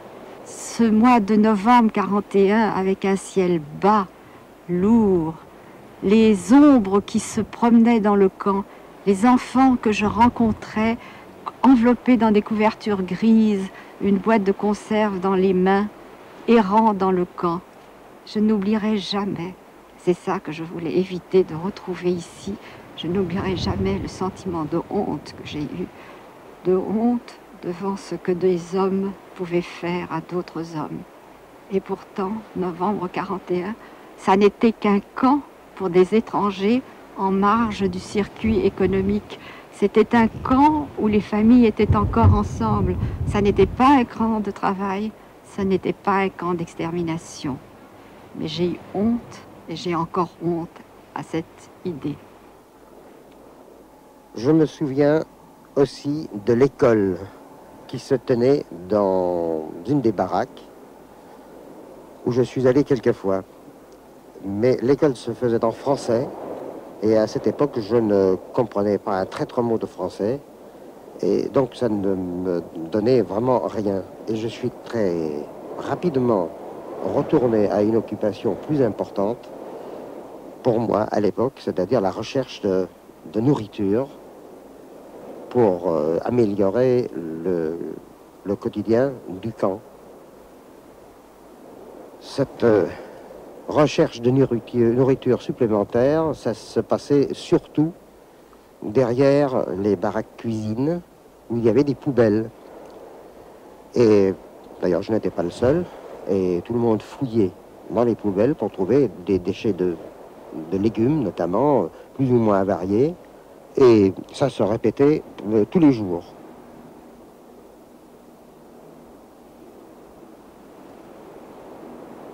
J'avais un bureau, on a pu l'installer, les portes étaient ouvertes et tout de suite, comme si dans l'ensemble du camp, on avait su que j'étais là au nom de Lausée, que j'étais là pour essayer de sortir les enfants du camp. Des femmes, des mères sont venues se présenter au bureau. Elles parlaient allemand, elles parlaient yiddish. Elles me demandaient « Prenez mon enfant, sortez-le de cet enfer ». Nehmen Sie mein Kind weg.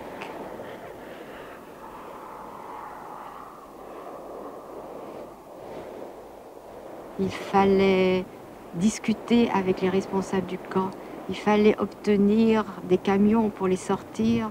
Il fallait les acheminer d'abord sur Montpellier, où on avait ouvert une maison d'enfants, Palavas-les-Flots, où on recevait les enfants qui sortaient du camp, mais par petits groupes, 10, 15. On ne pouvait pas en faire sortir plus à la fois. Là, on les recevait, on les lavait, on les épouillait, on leur redonnait à manger. On les préparait à la séparation et mon rôle à moi s'arrêtait là.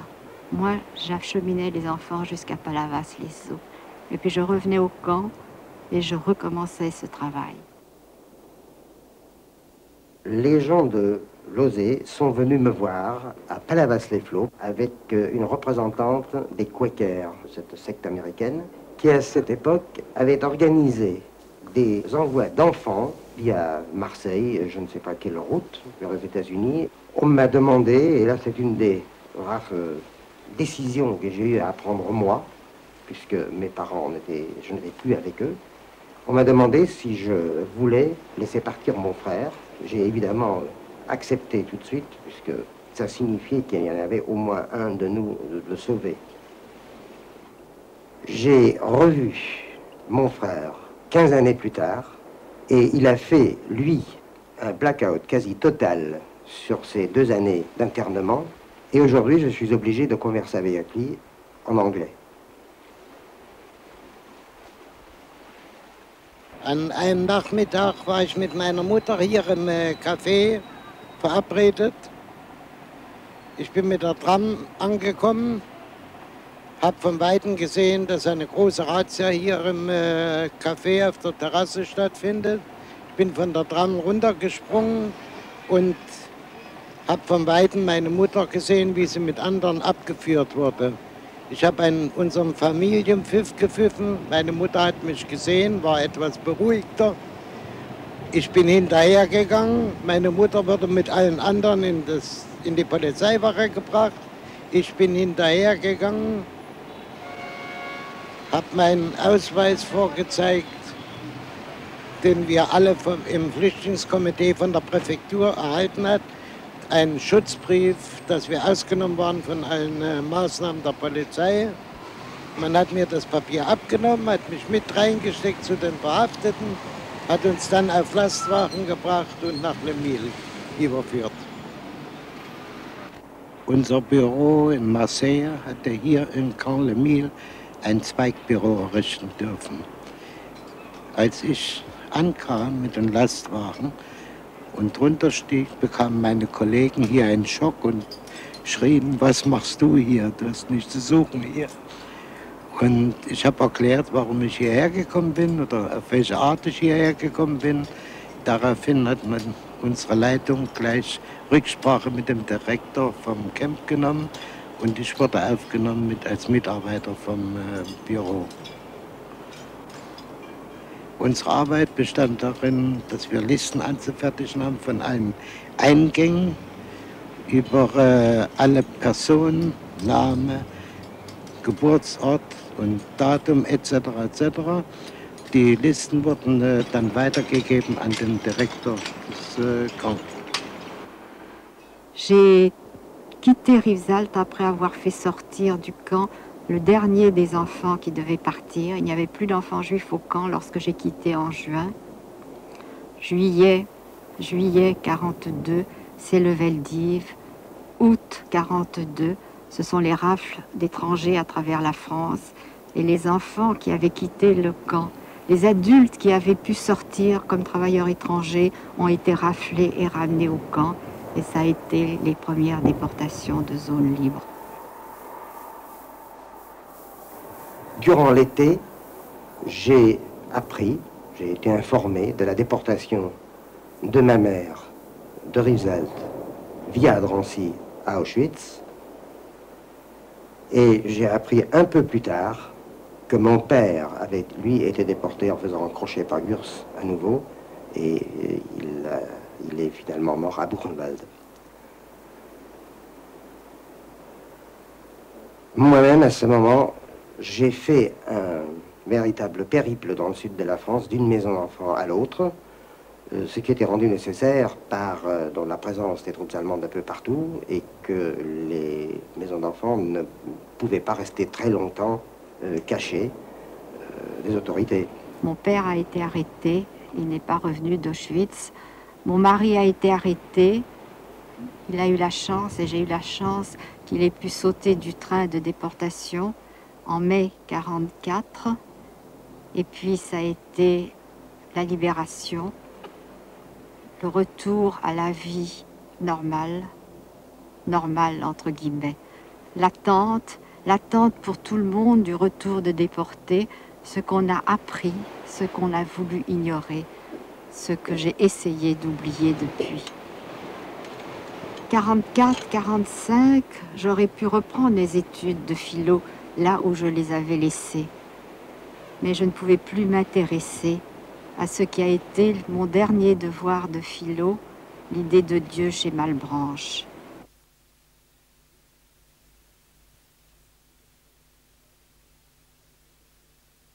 Im Juni 1942 ermöglichte uns die Résistance française, ja, in Bordeaux in der deutsch-faschistischen Armee eingebaut zu werden, zum Zwecke der Travail anti-allemand. Wir waren zu dritt, Lohner Alfred, Ochsen Alfred und ich. Im Jänner 1943 wurden wir verhaftet und über die Lager Fort du Ha, Romainville in Paris, Saarbrücken, Straflager Saarbrücken und in das Konzentrationslager Mauthausen hier eingeliefert.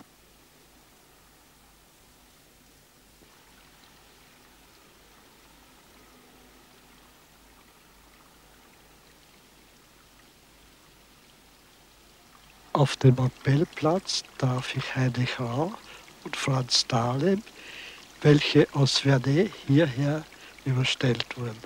Sie gaben mir die Verbindung mit der illegalen österreichischen Lagerleitung, an deren Spitze unser Peppi Kohl stand.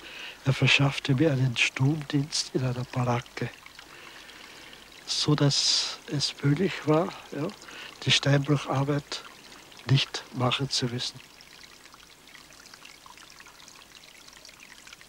Alle, die hier im Steinbruch arbeiteten, hatten nur eine Lebenserwartung von 3 Monaten. De nombreux détenus de Mauthausen avaient connu auparavant les camps français. Parmi eux, 6500 Espagnols des compagnies de travailleurs étrangers, après un détour par les chantiers du mur de l'Atlantique, sont venus mourir ici. Oxford Alfred und Lohner Alfred wurden hier in Mauthausen getötet und ich hatte das Glück, am 17. Oktober 1943 nach Buchenwald überstellt zu werden.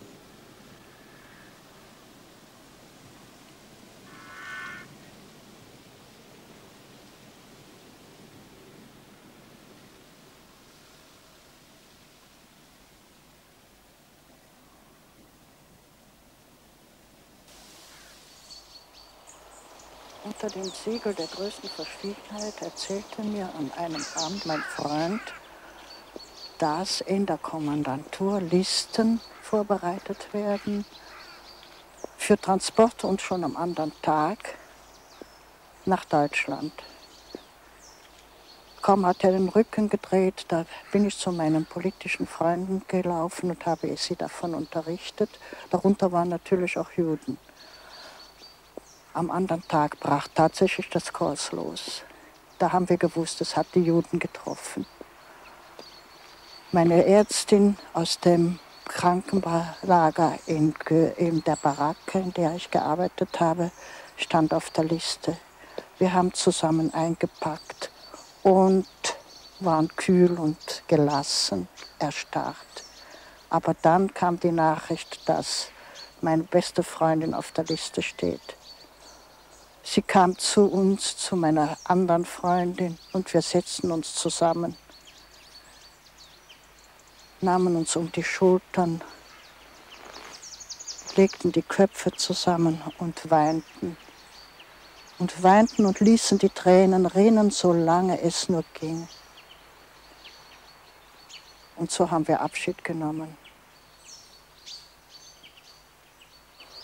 En tant que responsable des ponts et chaussées au camp, j'ai dû participer au départ de février et mars 1943. Mon rôle consistait à faire renforcer les lumières des îlots où étaient concentrés les internés, puis le soir, à assurer le chargement des camions transportant ces internés vers la gare d'Oloron. Je me rappelle avoir, à l'un de ces départs, constaté qu'on avait installé à l'intérieur de certains camions les tubes gazogènes sans faire réduire la capacité de transport des camions portés sur les cartes grises.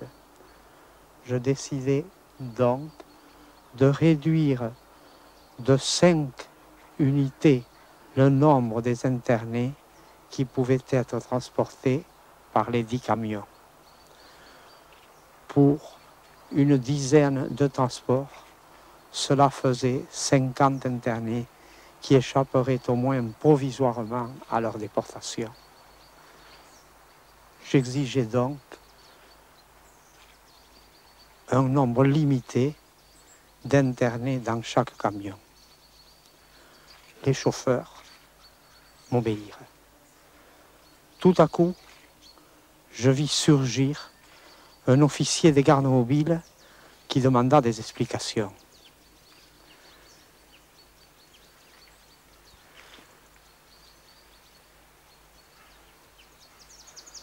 À mes affirmations, il objecta ceci. Vous oubliez qu'il s'agit de marchandises compressibles. À grands coups de pied dans le cul, je puis faire rentrer le nombre originalement prévu. Je pourrais même, s'il le faut, trouver une place par-dessus le marché pour vous. Je tins bon et menaçai les chauffeurs de faire supprimer leur permis de transport le lendemain s'ils ne m'obéissaient pas. Ainsi, une cinquantaine d'internés ne quittèrent pas le camp de Gurs ce soir-là.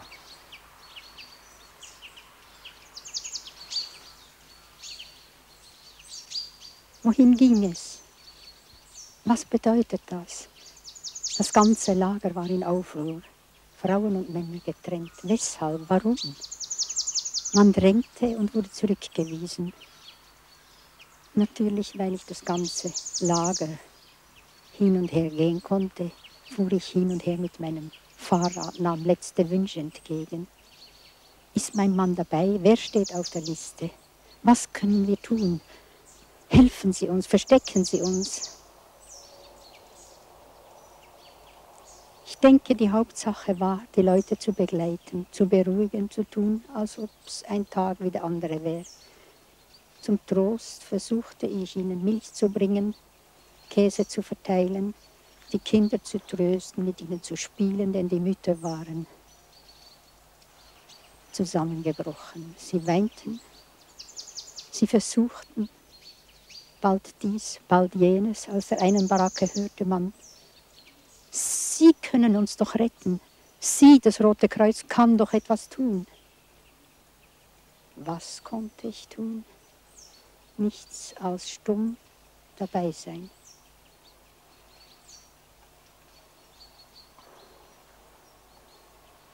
Einmal trug ich ein Kind in die Baracke des Vaters, ein kleines Wickelkind.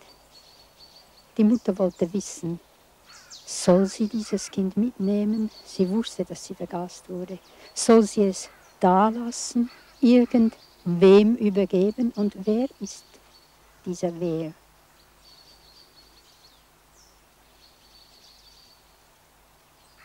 Ich konnte nicht raten. Das Kind streckte dem Vater die Ärmchen entgegen, während er in einer Ecke still weinte.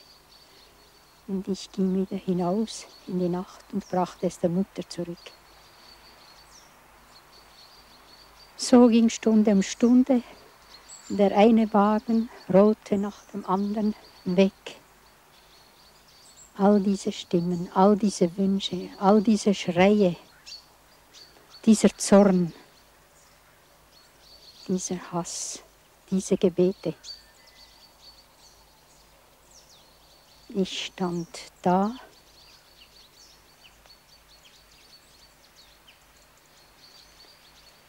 Ich stand da, schaute dem letzten Wagen nach, der davonrollte. Noch höre ich den Lärm. Der neue Tag war angebrochen. Die Pyrenäen waren so schön. Und die Menschen, die davonfuhren, die Wachen, die da standen und in der Kriegsmaschinerie verwickelt waren, was dachten sie?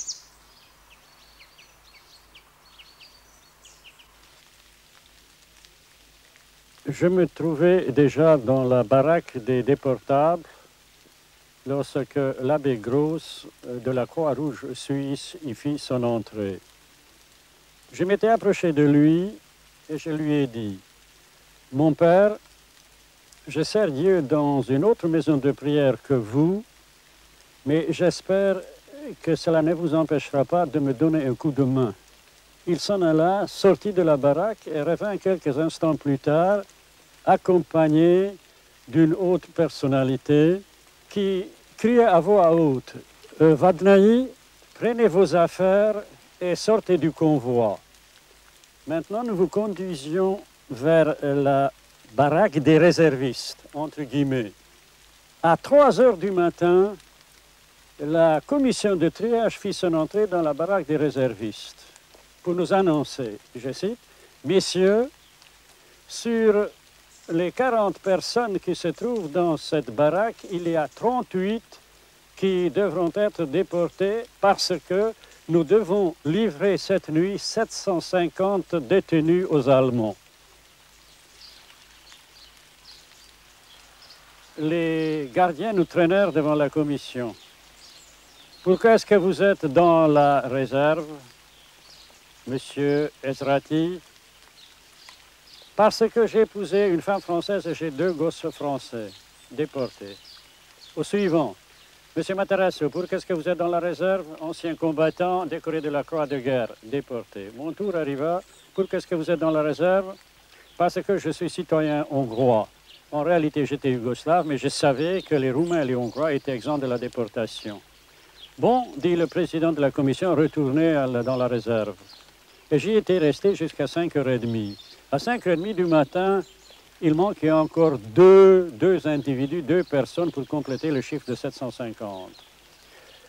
J'étais rappelé devant la commission et j'ai expliqué de nouveau mon cas, sur quoi on m'a renvoyé dans la réserve et j'y étais resté jusqu'à 6h moins quart. À 6h moins quart, un gardien annonce qu'il reste encore 2 personnes à trouver, 2 personnes déportables.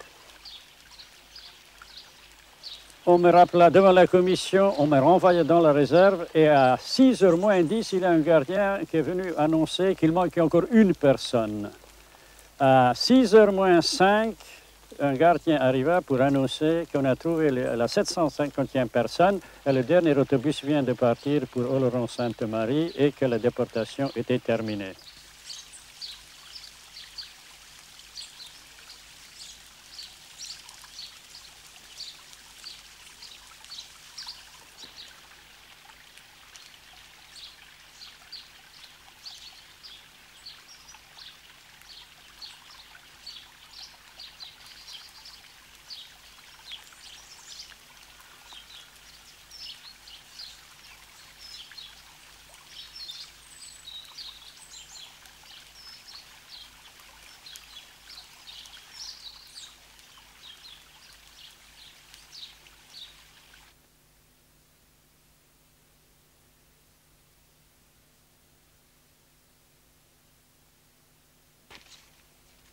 Nach den ganzen Deportationen war ja auch das ganze Pflegepersonal weg, von den Deportierten.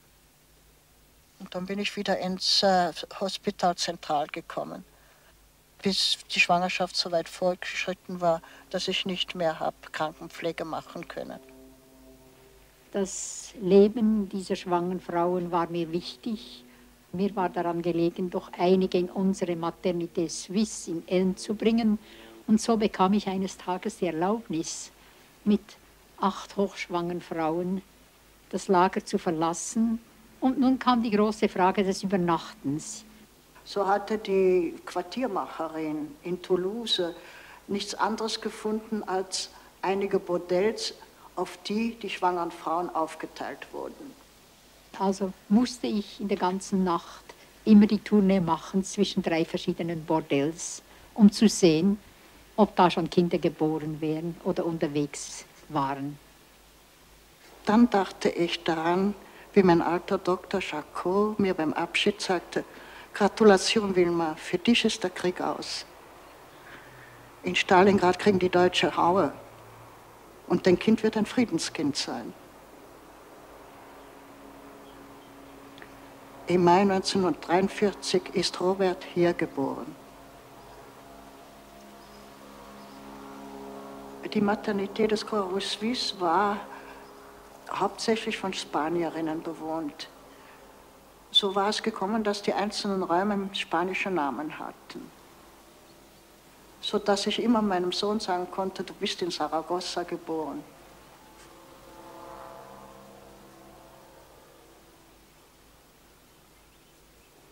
Im Lager Nové wurde ich lungenkrank und dann sagte man uns, dass wir in ein Sanatorium evakuiert werden sollten.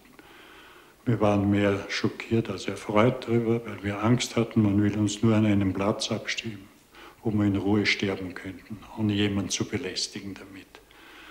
Umso mehr waren wir erstaunt bei der Ankunft, dass wir ein richtiges Sanatorium, das allerdings von ärztlichem Personal verlassen worden war, vorfanden. Wir waren aber damit doch verbunden mit den ersten Franzosen, die wohl so lebten wie alle anderen. Weil die Arbeiter waren hier geblieben und Krankenschwestern waren hier geblieben.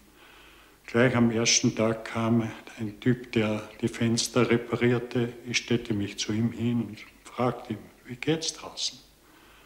Ah, sagte, das mit den Deutschen ist halt das Furchtbare, sonst geht's schon. Und so wurde unser erster Kontakt hergestellt, der sich immer vertiefte. Eine Krankenschwester erzählte uns, dass sie einen Freund bei der Widerstandsbewegung hatte. Und in der ersten Woche brachte sie uns in Teile zerlegt bereits eine Pistole mit. So wurde unsere Widerstandsgruppe gegründet. Wir blieben in Lachish, bis die Deutschen in Stalingrad schwer geschlagen wurden. Und wir sagten uns, jetzt wird es Zeit zum Kämpfen. Das taten wir dann auch. Und eines Tages stand dann Fritz als französischer Offizier vor mir. Ich hatte lange Zeit nichts von ihm gehört gehabt.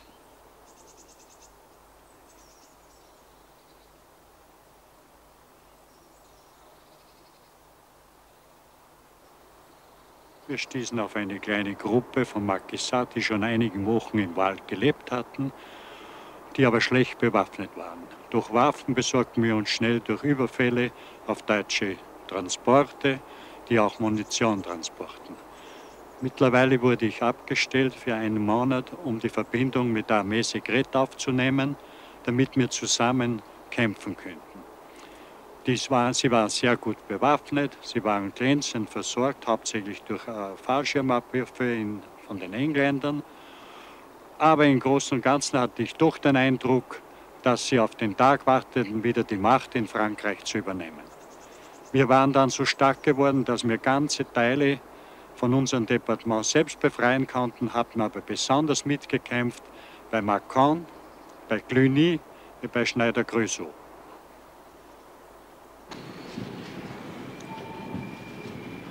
Wir sind auf dem Bahnhof von Gnigl. Ich kenne ihn sehr gut, weil hier mein Vater gearbeitet hat als Lokomotivheizer und einer meiner Brüder, der auch hier arbeitete, tödlich verunglückt ist. Es ist aber auch der Bahnhof, an dem ich mich von meinen Lieben verabschiedet habe, wie ich in den Krieg nach Spanien gegen Franco kämpfen gegangen bin. Schließlich ist es auch der Bahnhof, an den nächtelang die Züge bleiben mussten, die die Deportierten aus Frankreich und aus den französischen Lagern nach Mauthausen brachten. Aber es ist auch jener Bahnhof, an dem mich meine Eltern erwarteten, als ich von meiner langen Reise zurückkehrte.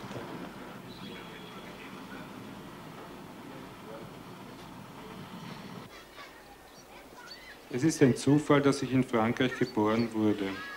Es ist kein Zufall, dass meine Eltern in einem französischen Konzentrationslager sich kennenlernten. Es ist ein Zufall, dass ich in Österreich bin. Vielleicht auch nicht.